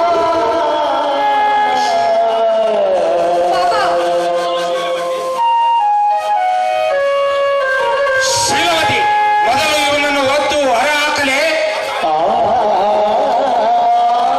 ಬೇಡಪ್ಪ, ಬೇಡ. ನೀವ್ಯಾರು ನನ್ನನ್ನು ಹೊರ ಹಾಕುವುದು ಬೇಡಪ್ಪ, ಯಾರು ಹೊರ ಹಾಕುವುದು ಬೇಡ. ನಾನೇ ಹೋಗುತ್ತೇನೆ. ವಾರದಿಂದಲೂ ತುತ್ತನ್ನವನ್ನು ಕಾಣದ ನನಗೆ ನಿಲ್ಲಲು ಸಹ ಪ್ರಾಣವಿಲ್ಲ. ನೀವು ಯಾರಾದರೂ ಒತ್ತಿರೆಂದರೆ ತಡಕೊಳ್ಳುವ ಶಕ್ತಿ ನನಗಿಲ್ಲವಪ್ಪ, ತಡಕೊಳ್ಳುವ ಶಕ್ತಿ ನನಗಿಲ್ಲ. ನಾನಿನ್ನು ಬರುವೆ. ಅಬ್ಬಬ್ಬಾ! ಛೆ, ಏನ್ರಿ ಇದು ಮನೆಯಲ್ಲಿ ಇಷ್ಟೊಂದು ಗಲಾಟೆ? ಅಬ್ಬಾ, ನನಗಂತೂ ತಲೆ ಕೆಟ್ಟಂತಾಗಿದೆ. ಬರೀ ಬೆಳಗ್ಗೆಯಿಂದ ನೋಡ್ತಾ ಇದ್ದೀನಿ ಇವರಿಬ್ಬರ ರಾತಾಂತವನ್ನ. ರೀ, ಇವಳು ಇರೋದ್ರಾದ್ರೆ ಇರ್ಲಿ, ಇಲ್ಲ ಅಂದ್ರೆ ಇವಳನ್ನು ಮನೆಯಿಂದ ಆಚೆ ಹಾಕೋಣ. ನಮ್ಮನೆಗೇನ್ ಕೆಲ್ಸಗಾರ ಏನಾದ್ರು ಕಡ್ಬಿನ? ಯಾವಳಾದ್ರೂ ಈ ಮನೇಲಿ ಕೆಲ್ಸಕ್ಕೆ ಇಟ್ಕೊಂಡ್ರಾಯ್ತು. ಬೇಡಪ್ಪ, ಬೇಡ. ನಿನ್ನ ಕೈ ಮುಗಿದು ಬೇಡ್ಕೊಳ್ತೀನಿ, ನನ್ನನ್ನು ಮಾತ್ರ ಈ ಮನೆಯಿಂದ ಹೊರಗೆ ಹಾಕು. ಇಲ್ಲದ ಈ ಅನಾಥೆಗೆ ಈ ಮನೆಯಲ್ಲಿ ಔಷಧಿ ಕೊಟ್ಟು ಕಾಪಾಡಬ್ಬ. ಈ ಮನೆಗೆ ನಾನು ಯಾರನ್ನು ಕರ್ಕೊಂಡು ಬರೋದಿಲ್ಲಪ್ಪ. ನನ್ನನ್ನು ಈ ಮನೆಯಿಂದ ಆಚೆ ಮಾತ್ರ ಹಾಕ್ಬೇಡಪ್ಪ. ನಿನ್ನ ಕೈ ಮುಗಿದು ಬೇಡ್ಕೊಳ್ತೀನಿ. ಏಯ್, ಇನ್ನು ಮುಂದೆ ನಾನು ಯಾವ ರೀತಿ ಹೇಳ್ತೀನೋ ಆ ರೀತಿ ಹೇಳ್ಕೊಂಡು ಕೆಲಸ ಮಾಡಿ ಈ ಮನೆಯಲ್ಲಿ ಬೇಕಿದ್ರೆ ಇರು, ಇಲ್ಲಾಂದ್ರೆ ಎಲ್ಲಾದ್ರೂ ಹಾಳಾಗಿ ಹೋಗು. ನಮ್ಗೇನಾಗ್ಬೇಕಾಗಿದೆ?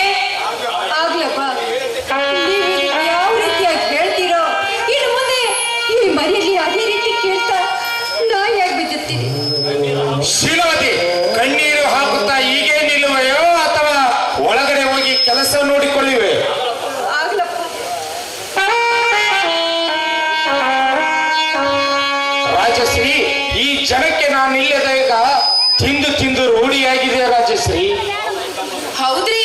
ಇವಳು ಮಾತ್ರ ತಂದು ಸ್ವಂತ ಮನೇನೆ ಅಂತ ತಿಳ್ಕೊಂಡ್ಬಿಟ್ಟಿದ್ದಾಳೆ.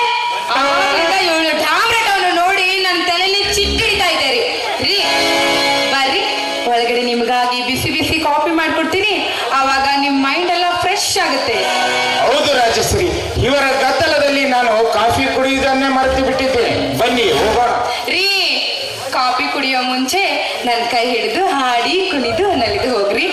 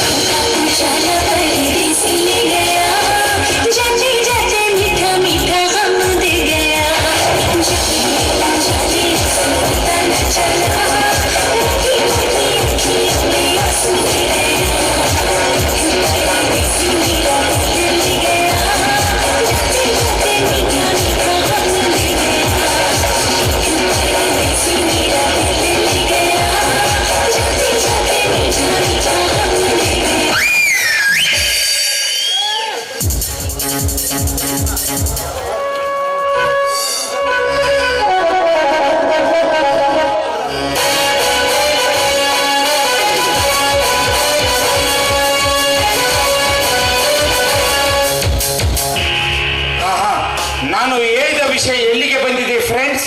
ಅದನ್ನೆಲ್ಲ ಸರಿ ಮಾಡೇ ಬಂದಿದ್ದೇವೆ. ಮುಂದಿನ ಟ್ರಿಪ್ 1ನೇ ತಾರೀಕು ಮುಗಿಸೇ ಬಿಡುತ್ತೇವೆ.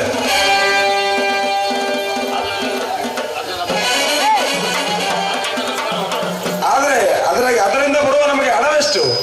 2 lakhs, ಓಕೆನಾ? ಓಕೆ. ಆದರೆ ಒಂದು ಮಾತು, ಏನದು? ಅವರ ತಂದೆಯನ್ನು ಮುಗಿಸಿದ್ದು ರಾಜಶ್ರೀಗೆ ನಮ್ಮ ಮೇಲೆ ಸಂಶಯ ಬರುವಂತಾಗಬಾರದು. ಕೊಲೆಯನ್ನು ಜಾಗೃತರಿಂದ ಮಾಡಿಬಿಡಿ. ಅವರ ತಂದೆಯ ಸಂಪತ್ತು ನನ್ನ ಕೈ ಸೇರಿದ ಮೇಲೆ ತೋರಿಸುವೆ, ನಾನು ಅವಳೆಂದು ಮಾರ್ಗ. ಅಂದರೆ ಅವಳನ್ನು ಮುಗಿಸೇ ಬಿಡುವುದೇ? ಅವಳ ವಿಚಾರ ನನಗೆ ಬಿಡಿ. ಅವಳನ್ನು ಹೇಗೆ ಮುಗಿಸಬೇಕೆಂಬುದು ನನಗೆ ಚೆನ್ನಾಗಿ ಗೊತ್ತು. ಅವಳೀಗ ನಿಮ್ಮ ಕೈ ಹಿಡಿದ ಹೆಂಡತಿ ಅಲ್ಲವೇ? ಇರಬಹುದು, ಆದರೆ ಅವಳನ್ನು ಕೈ ಹಿಡಿದು ನಾನು ಅವಳ ಜೊತೆ ಜೀವನ ನಡೆಸಲಲ್ಲ, ಅವಳ ಅಪಾರ ಸಂಪತ್ತಿಗೆ ಒಡೆಯನಾಗಲು.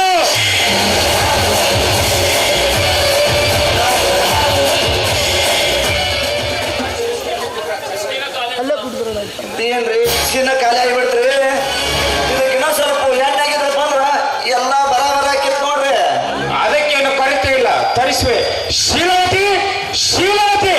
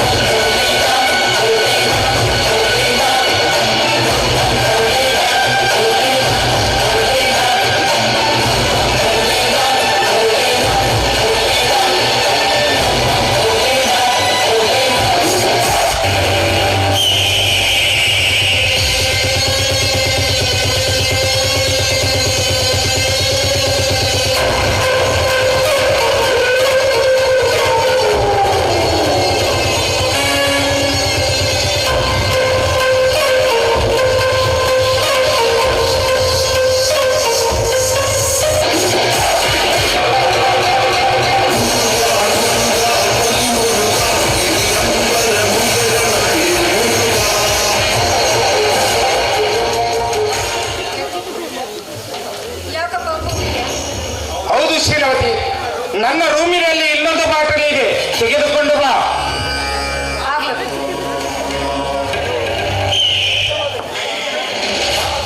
ರಾಜೇಂದ್ರ, ಇವಳು ಇವಳು ನಮ್ಮ ಮನೆಯ ಆಳು.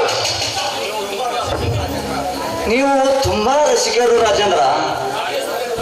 ರಾಜೇಶ್ರೀ ಅಂತ ಸುಂದರಿಯನ್ನು ಮನೆಗೆ ಇಟ್ಕೊಂಡು ಇಂಥ ಕೆಲಸಕ್ಕೆ ಇಟ್ಕೊಂಡ್ರಲ್ರಿ ಅಪ್ಪ. ನಿಮ್ಮಂತ ರಸಿಕರನ್ನ ಯಾರಿಲ್ಲ ನೋಡು. ಛೇ, ಅದು ಏನ್ರಿ ಒಂದ ಕ್ಲಾಸ ಮಾಡಿದ್ರೆ ಬರ್ಲಾಕತ್ ಬಿಡ್ರಲ್ಲ ಚ ಅಂತ ಇನ್ನೊಂದ್ ಸ್ವಲ್ಪ ಆಗ್ಬೇಕನ ಎಣ್ಣೆ. ಹಾಗೇನಿಲ್ಲ, ಅವಳು ಈ ಮನೆಯಲ್ಲಿ ನಿಯತ್ತಿನಿಂದ ದುಡಿದವಳು.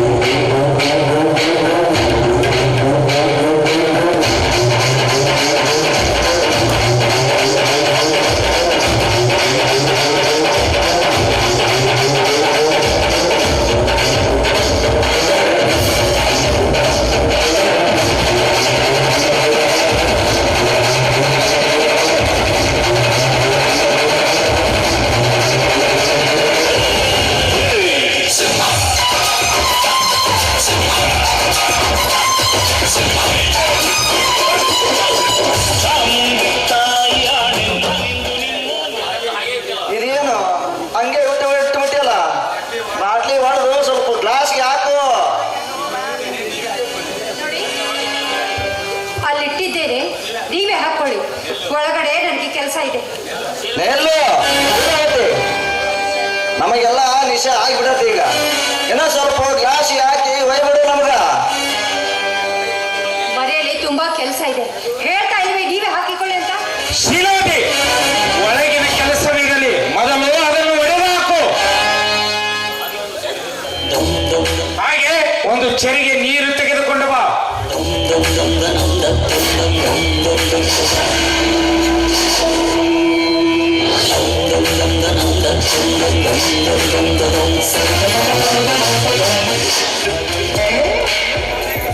ರಾಜೇಂದ್ರ, ಮನೆ ಕೆಲಸ ಇಷ್ಟು ಸವಲತ್ತು ಕೊಡ್ಬಾರ್ದಪ್ಪ. ಅವಳ ಸ್ವಭಾವವೇ ಹಾಗೆ ಬಿಡಿ. ಹಾ, ಊಟ ರೆಡಿ ಆಗಿದೆಯಾ? ಆಗಿದೆ. ಅಡಿಗೆ ರೆಡಿ ಆಗಿರೋದು ನನ್ನ ಮೇಲೆ ಅಲ್ಲೇ ಒಳ ಕುಂತ್ಕೊಂಡು ಊಟ ಮಾಡೋ ನಡ್ರಿ.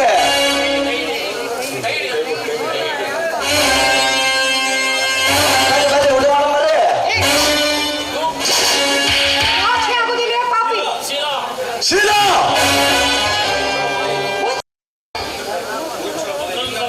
ಇನ್ನೊಂದು ಸಾರಿ ನಿನ್ನ ಬಾಯಿಂದ ಅಕ್ಕ ಅಂತ ಕರೆದ್ರೆ ಪರಿಸ್ಥಿತಿ ವಿಕೋಪಕ್ಕೆ ಹೋಗುತ್ತದೆ. ನಾಚಿಕೆ ಆಗುತ್ತಿರುವೆ. ಪವಿತ್ರವಾದ ಈ ದೇವ ಮಂದಿರದಲ್ಲಿ ಇಂತಹ ಹಾದರದ ನಾಯಿಗಳನ್ನು ತಂದು ಅಪವಿತ್ರತೆ ಬಸ್ತಾ ಇದೆಯಲ್ಲ. ಮರ್ಯಾದೆಯಿಂದ ಇಲ್ಲ ಹೋಗುತ್ತೀರೋ ಅಥವಾ ಕಾರಲ್ಲಿರುವ ಬೆಟ್ಟಿನಿಂದ ಹೊಡೆದು ಹೊರಗೆ ತಪ್ಪಬೇಕು. ಯಪ್ಪ ರಾಜೇಂದ್ರಪ್ಪನವ್ರ, ನನಗೆ ಒಳ್ಳೆ ಮರ್ಯಾದೆ ಕೊಟ್ರಿ ಅಪ್ಪ. ಯಪ್ಪ ನಿನ್ನ ದಿಕ್ಕಿಗೆ ಶರಣು. ನಾ ಇನ್ನು ಬರ್ತೀನಿ. ಯವ್ವ ತಾಯಿ, ಕೈಯಾಗಿ ಇಟ್ಕೊಂಡಿದ್ದಲ್ಲ ಚಪ್ಪಲ್ ನಂದದು ಮೊದಲು ಕೊಟ್ಬಿಡವ. ನಾ ಹೋಗಿನ ಮೊದಲು. ರಾಜೇಂದ್ರಪ್ಪ ನಿಮ್ಮ ದಿಕ್ಕಿಗೆ ಶರಣವು. ನಿಲ್ಲಿ, ಹೋಗಬೇಡಿ. ರಾಜೇಂದ್ರ, ಮೊದಲು ಈಗ ಇವಳನ್ನು ಹೊರಗೆ ಹಾಕಿ ಆಮೇಲೆ ನಮ್ಗೆ ಕರೆಕ್ಟ್ ಅವಾಗ ಬರ್ತೀವಿ ನಾವು. ಥೂ, ಹೊಲಸು ಎಣ್ಣೆ. ಈಗಲಾದರೂ ನೆಮ್ಮದಿ ಆಯ್ತು ನಿಮಗೆ? ಹೊಡಿಯಪ್ಪ ಹೊಡಿ, ಚೆನ್ನಾಗಿ ಹೊಡಿ, ನಿನಗೆ ತೃಪ್ತಿ ಆಗುವವರೆಗೂ ಹೊಡಿ. ಯಾಕೆಂದ್ರೆ ನಾನು ಮಾಡಿದ ಉಪಕಾರವನ್ನು ನೀನು ನನಗೆ ಈ ರೀತಿಯಾಗಿ ತೀರಿಸ್ತಾ ಇದೆಯಲ್ಲ. ಏಕಪ್ಪ, ಅಷ್ಟೇ ಏಕೆ ನಿನ್ನ ಕಾರಲ್ಲಿರುವ ಮೆಟ್ಟನ್ನು ತೆಗೆದಾದ್ರೂ ನನ್ನನ್ನು ಹೊಡೆ.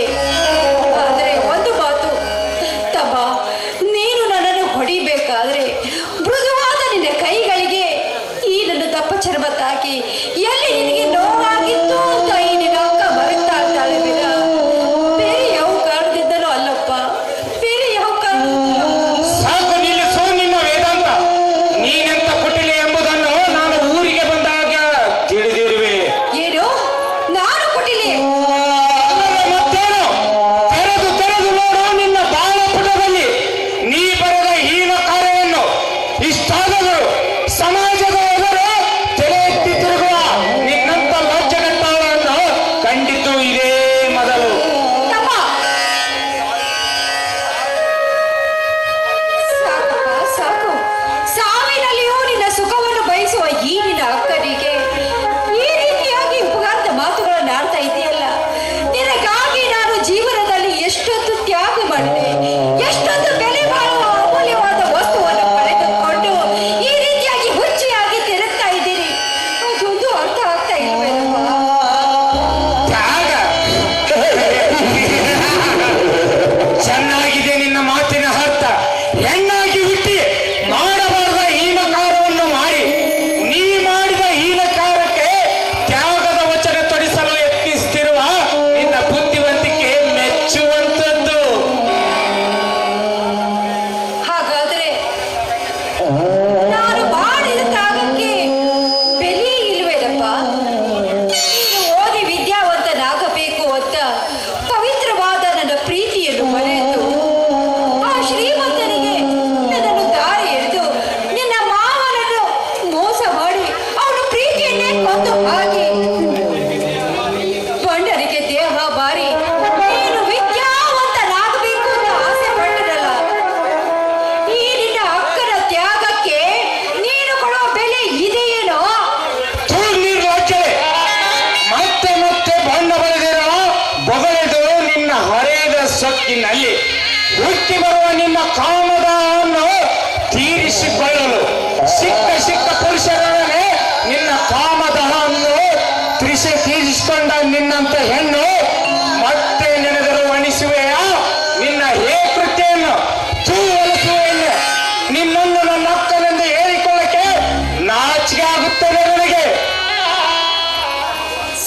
ಸಾಕಪ್ಪ ಸಾಕು. ಯಾವ ಜನ್ಮದಲ್ಲಿಯೂ ಅದೆಷ್ಟು ಭೀಕರವಾದ ಪಾಪ ಮಾಡಿದ್ರೋ ಯಾರಿಗೂ ದೇವರು ಈ ಜನ್ಮದಲ್ಲಿ ನನ್ನನ್ನು ನಿನ್ನ ಅಕ್ಕನನ್ನಾಗಿ ಹುಟ್ಟಿಸಿದ್ನಪ್ಪ. ನಿನ್ನ ಕ್ಷುದ್ರ ಆಸೆಗೋಸ್ಕರ ನನ್ನ ಹಾಗೂ ನನ್ನ ಮಾವನ ಪ್ರೀತಿಯನ್ನೇ ಬಲಿ ಪಡೆದುಕೊಂಡೆ. ಹಸುವಿನಿಂದ ಕಂಗೆಟ್ಟು ಬಂದ ಮಾವನಿಗೆ ತುತ್ತು ಅನ್ನ ಉಣಬೇಕಾದ್ರೆ ತೊಟ್ಟೆಯನ್ನು ಕಸಿದುಕೊಂಡು ಆಚೆ ತಪ್ಪಿದೆ. ಆ ನನ್ನ ಮಾವನ ಮರ್ಗ ಹಾಗೂ ನನ್ನ ಈ ಹಿಂಸೆ ಅಂತ ದೇವರಿಗೆ ನೀನು ಮಾಡಿದ ಅನ್ಯಾಯ ಬಯಲು ಸಾಧ್ಯವಿಲ್ಲಪ್ಪ. ಇದೇ ಜನ್ಮದಲ್ಲಿ ನೀನು ಉಳುವೆಯಪ್ಪ ಉಳುವೆ. ನಿನ್ನ ಮಾತುಗಳು ಅತಿಯಾಗುತ್ತಿದ್ದೇವೆ. ನಡೆಯವರೆಗೆ ಆದ್ರೆ ನಾನು ಈ ಮನೆಯಿಂದ ಹೊರ ಹೋಗ್ಬೇಕಲ್ಲಪ್ಪ. ಹೌದು, ನನ್ನ ಪ್ರಾಣ ಸ್ನೇಹಿತರನ್ನು ಹೊರ ಹಾಕಿದ ನೀನು ಈ ಮನೆಯಲ್ಲಿ ಇರಬಾರದು. ಬೇಡಪ್ಪ ಬೇಡ, ನನ್ನನ್ನು ಮಾತ್ರ ಈ ಮನೆ. ನನಗೆ ದಿಕ್ಕೇ ಇಲ್ಲ. ಆ ಕಡೆ ಬಾವಿ, ಈ ಕಡೆ ಬೆಂಕಿ. ನಿನಗೆ ಕಾಲು ಬಿದ್ದು ಬೇಡ್ಕೊಳ್ತೀನಪ್ಪ. ತೂ ಸರಿ ಆಚೆ. ಜಾಗದ ಮೇಲೆ ಮುಸುಕಿನಿಂದ ಭೋಗಲಾಲಿಸಿ ಮೆರೆದ ನೀನು ಮನೆತನ ಗೌರವಕ್ಕೆ ಮಸಿ ಬರೆದ ನಿನ್ನಂತ ಹೆಣ್ಣುಗಳು ಈ ಮನೆಯಲ್ಲಿ ಇರಬಾರದು. ನಡೆಯವರೆಗೆ ತಮ್ಮ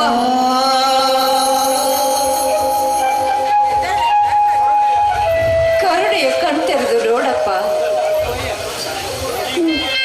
ನನ್ನ ಬದುಕಂತೂ ಈ ರೀತಿ ಆಯ್ತು. ಇಂಥ ಸ್ಥಿತಿಯಲ್ಲಿ ನನ್ನನ್ನು ಮನೆಯಿಂದ ಹೊರಗಾಕಿದ್ರೆ ನಾನು ಎಲ್ಲಿಂದ ಹೋಗ್ಲಿ? ಒಂದು ಕಡೆ ಬೆಂಕಿ, ಇನ್ನೊಂದು ಕಡೆ ಬಾವಿ, ಸುತ್ತು ಕಡೆ ನನಗೆ ಆಗಲಾರದ ಘಟನೆಗಳೇ ನಡೆಯುತ್ತಿವೆ. ನೀರಿನ ಅಕ್ಕನಿಗೆ ಇನ್ನೊಂದು ಸ್ವಲ್ಪ ದಿನವಾದರೂ ಸಹ ಈ ಮನೆಯಲ್ಲಿರಲು ಅವಕಾಶ ಮಾಡಿಕೊಡು. ಸಾಧ್ಯವಿಲ್ಲ. ನೀನೆಷ್ಟೇ ಪರಿಯಾಗಿ ಬೇಡಿಕೊಂಡರೂ ಈ ಮನೆಯಲ್ಲಿ ಸ್ಥಾನ ಸಿಗದು. ಹುಟ್ಟ ಬಟ್ಟೆ ಮೇಲೆ ಬಿಟ್ಟು ತೊಲಗಿದರೆ ಒಳ್ಳೆಯದು. ಇಲ್ಲವಾದರೆ ಮನೆಯಿಂದ ಹೊರ ಹಾಕಿ. ಇದು ನಿನ್ನ ಅಂತಿಮ ನಿರ್ಧಾರವೇನಪ್ಪ? ಹೌದು. ಅಪ್ಪ ಅಪ್ಪ, ನಿನಗೆ ಕೊಟ್ಟ ಮಾತಿನಂತೆ ನನ್ನ ಜೀವನವನ್ನೇ ಬಲಿ ಕೊಟ್ಟು ಈ ಮಗಳು ಈ ಬಂದು ಹೋಗಿದಿದೆ ಈ ಪರಿಸ್ಥಿತಿ.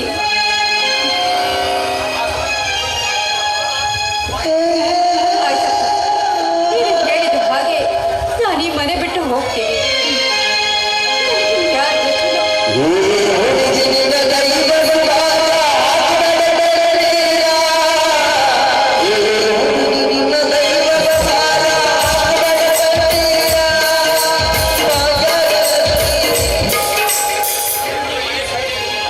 ಇಂದು ಈ ಮನೆ ಪೀಡೆ ತೊಲಗಿದಂತಾಯಿತು.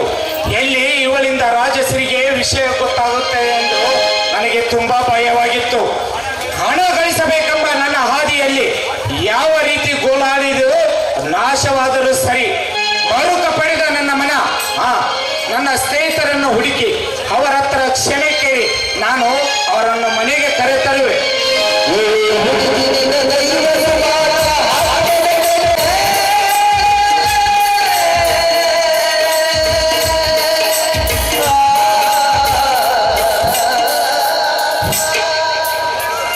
ಎಲ್ಲ ಮನವೇ ಸಂತೋಷವಾಗಿರು.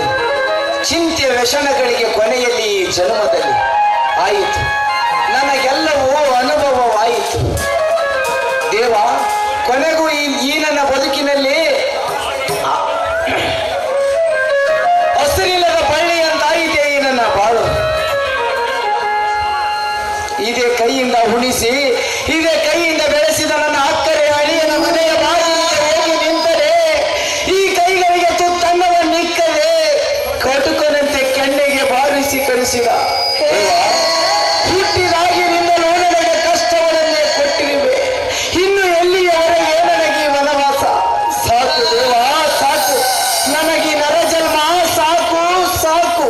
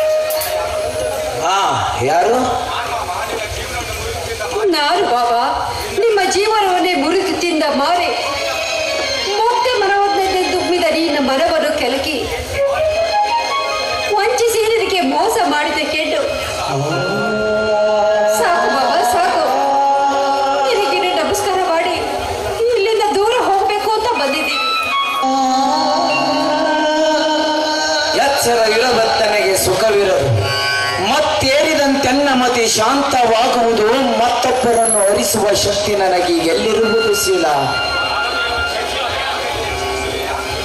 ಹಾಗಾದ್ರೆ ನನ್ನನ್ನ ಈ ಜನ್ಮದಲ್ಲಿ ನೀನು ಯಾವತ್ತೂ ಕ್ಷಮಿಸಲಾರೆ. ನಿನ್ನನ್ನು ಕ್ಷಮಿಸಲು ನಾನು ಯಾರೂ ಶೀಲ. ಎಲ್ಲರನ್ನು ಕ್ಷಮಿಸುವವನು ಮೇಲಿರುವವನು. ಹಸಿವು ಕಳೆಯಲು ಹಿಡಿ ಹಣ್ಣ, ಮೈ ಮುಚ್ಚಲು ಮಳೆ ಬಟ್ಟೆ, ಇಷ್ಟಕ್ಕಾಗಿಯೇ ದುಡಿಯುವುದು ಒಳ್ಳೆಯದು. ಇದನ್ನು ಮೀರಿ ದುಡಿದ ದುಡಿತಕ್ಕೆ ಏನು ಅರ್ಥವಿರುವುದು? ಬಾಳನೆ ಮಾಡಿಕೊಂಡು ಬಿಡುವುದು ಕ್ಷುದ್ಧ ಆಸೆಗಾಗಿ ಅಲ್ಲವೇ ಶೀಲ? ಬಾಬಾ, ಬಂಧುತ್ವದ ಕಾರ್ಯಗ್ರಹದಿಂದ ನಾನು ಬಿಡುಗಡೆಯಾಗಿ ಬಂದು ಈಗ ಪಾರಾದ ಹಕ್ಕಿಯಂತೆ ನಾನು ಮಾಡಿದ ಕರ್ಮ ಪಾಪಗಳನ್ನು ತೊಡೆದುಕೊಳ್ಬೇಕು ಅಂತ ನಿರ್ಧಾರ ಮಾಡಿದ್ದೀನಿ.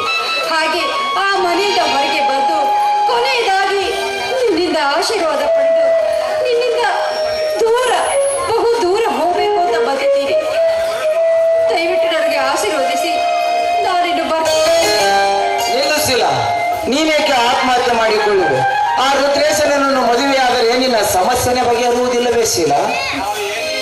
ನಾವು ಏನೇ ಹೇಳಿದ್ರು ಕೇಳುವ ಪರಿಸ್ಥಿತಿಯಲ್ಲಿ ಆ ರುದ್ರೇಶ ಇಲ್ಲ ಬಾಬಾ. ಒಟ್ಟಾರೆ ನಾನು ಹೇಳಬೇಕು ಅಂದ್ರೆ ಅವನೊಬ್ಬನು ಮಂಜುಗಡ್ಡೆ ಇದ್ದ ಹಾಗೆ ಅಲ್ಲ, ಬಂಡುಗಲ್ಲು ಇದ್ದ ಹಾಗೆ. ರಾಜೇಂದ್ರಗಾಗಿ ದುಡಿದ ಬಾಳು ದೇವರಿಲ್ಲದ ಗುಡಿಗೆ ಪೂಜೆಯಂತೆ ಮಾಡಿದಂತಾಗಿದೆ ಬಾಬಾ. ಬೇರಿಲ್ಲದ ಮರಕ್ಕೆ ನೀರಿರಿದ್ರೆ ಪ್ರಯೋಜನವಾದ್ರೂ ಏನು ಬಾಬಾ? ಹೌದು ಶೀಲ.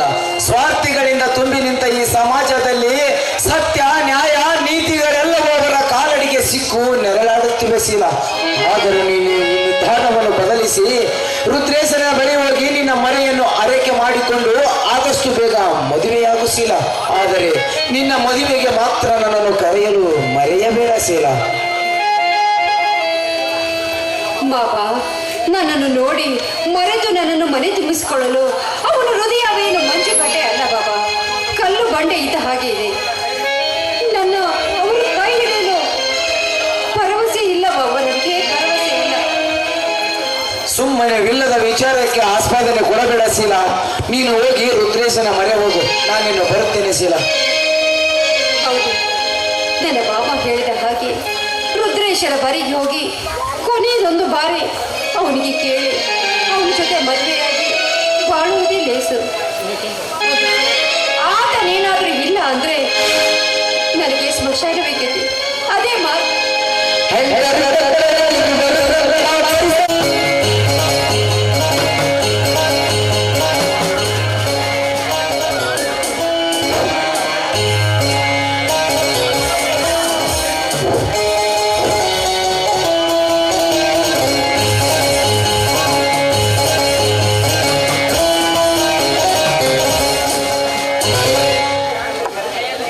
ಸರ್, ಇದಿಷ್ಟು ನನ್ನ ಬಾಳಿನಲ್ಲಿ ನಡೆದ ಘೋರ ಘಟನೆ ಸರ್. ನನ್ನ ಬಾಳಿನಲ್ಲಿ ನಡೆದ ಘೋರ ಘಟನೆ. ಇವರ ನ್ಯಾಯಾಲಯಗಳ ಕಟ್ಟುಕತೆಯ ಮಾತನ್ನು ಕೇಳಿ ನ್ಯಾಯವನ್ನು ಬದಿಗೊತ್ತಿ ಅನ್ಯಾಯವನ್ನು ಎತ್ತಿಡಿಯಬಾರದು. ರುದ್ರೇಶ್ ಕೊಲೆ ನಡೆಯುವ ಸಮಯದಲ್ಲಿ ಇದ್ದ ಚಂದ್ರನನ್ನು ಕರೆತಂದು ವಿಚಾರಣೆ ಮಾಡಬೇಕೆಂದು ನನ್ನ ಕೋರಿಕೆ. ಇವರ ಯು ಪ್ಲೀಸ್ ಎಸ್ ಸರ್. ಕೋರ್ಟಿನೆದುರು ಚಂದ್ರರನ್ನು ಕರೆತಂದು ನಡೆದ ವಿಷಯ ಕೋರ್ಟಿನೆದುರು ಪ್ರಸ್ತಾಪಿಸಲು ತಮ್ಮಿಂದ ಸಾಧ್ಯವೇ? ಹಾ, ನಾನು ಈಗಾಗಲೇ ಚಂದ್ರನನ್ನು ಕರೆತರಿಸಿ ಪೊಲೀಸ್ ಚಂದ್ರನನ್ನು ಕರೆತನ್ನಿ.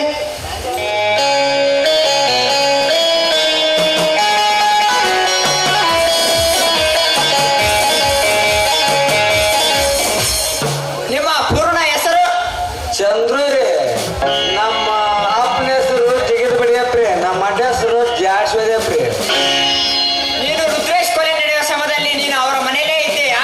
ಇದ್ನಲ್ರಿ, ಹಾಗಾದ್ರೆ ಅವನನ್ನು ಉಳಿಸುವ ಪ್ರಯತ್ನ ಮಾಡಲಿಲ್ಲ ಬೇಕೆ?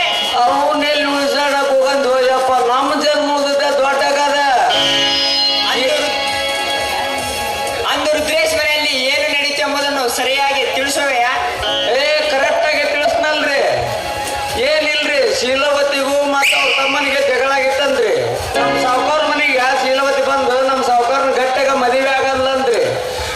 ನಮ್ಮ ಸಾವುಕಾರ ಸೀಟ್ಗೆ ಮದುವೆ ಆಗಕ್ಕಾಗಲ್ಲ ಅಂದಕ ಮೇಜಿನ ಮ್ಯಾಗ ಇದ್ದು ಪಿಸ್ತೂಲ್ ತಗಂದ ನಮ್ಮ ಸಾವುಕಾರನ ಡಮ್ ಅನ್ಸ್ಬಿಟ್ಲ ನೋಡ್ರಿ.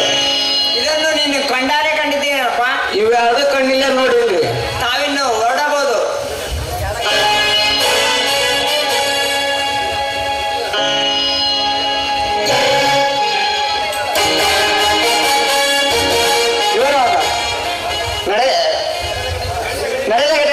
ಪ್ರತ್ಯಕ್ಷ ಸಾಕ್ಷಿಯನ್ನು ಕೋರ್ಟಿನ ಮುಂದೆ ಅರಿಯುತ್ತೇನೆ. ನ್ಯಾಯಮೂರ್ತಿಗಳು ಕುಲಂಕುಷವಾಗಿ ವಿಚಾರಿಸಿ ನಿರಪರಾಧಿಯಾದ ರಾಜೇಶಿಗೆ ನ್ಯಾಯ ಒದಗಿಸಿಕೊಟ್ಟು ನ್ಯಾಯವನ್ನು ಎತ್ತಿಡಬೇಕೆಂದು ಕೇಳಿಕೊಂಡು ನನ್ನ ಮಾತನ್ನು ಮುಕ್ತಾಯಗೊಳಿಸುವೆ. ನಡೆದ ಘಟನೆಯನ್ನು ಕುಲಂಕುಷವಾಗಿ ಪರಿಶೀಲಿಸಲಾಗಿ ರಾಜೇಶ್ರೀ ಒಬ್ಬ ಧೀರ ಮಹಿಳೆ. ತನ್ನ ಬಗ್ಗೆ ರಾಜೇಂದ್ರ ಅಷ್ಟೊಂದು ಅಲಸಯ್ಯವಾಗಿ ನಡೆದುಕೊಂಡರೂ ಸಹ ಅವರನ್ನು ತಿದ್ದಿ ಸನ್ಮಾರ್ಗದಲ್ಲಿ ನಡೆಸಬೇಕು ಎಂದು ಅವನನ್ನು ಕೈ ಹಿಡಿಯಲು ಮನಸ್ಸು ಮಾಡಿದ್ದು ಇಡೀ ಹೆಣ್ಣುಕೋ ಸಂತತಿಗೆ ಗೌರವ ತರುವ ವಿಷಯ. ಇಷ್ಟಾದರೂ ಇವರಿಗೆ ಮೋಸ ಮಾಡಬೇಕು ಎಂದು ಬಯಸಿದ ರಾಜೇಂದ್ರ ಅವನ ಆತ್ಮವನ್ನು ಅವನೇ ಕೊಲೆ ಮಾಡಿಕೊಂಡು ಅವನ ಅಕ್ಕನಿಗೂ ಮಾವನಿಗೂ ತುಂಬಾ ಅನ್ಯಾಯ ಮಾಡಿದ್ದಾನೆ. ಈ ಕೇಸಿನಲ್ಲಿ ಅತಿ ಶೋಷಣೆಗೊಳಗಾದ ಸೋಮು ಹಾಗೂ ಶೀಲವತಿಯವರು ನಿಜವಾಗಿಯೂ ಮುಗ್ಧ ಜೀವಿಗಳು.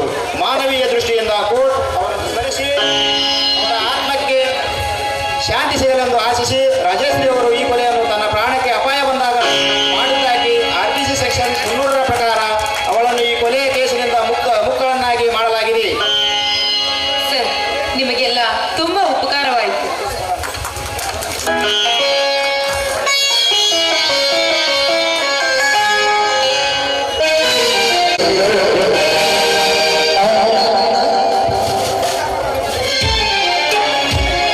ಎರಡು ಪಾಟೀಲವರು ಆಯ್ರಾಪಟ್ಟಿಯ ದುಕಾನ ಹೊರದಾಗಿರುವಂತೆ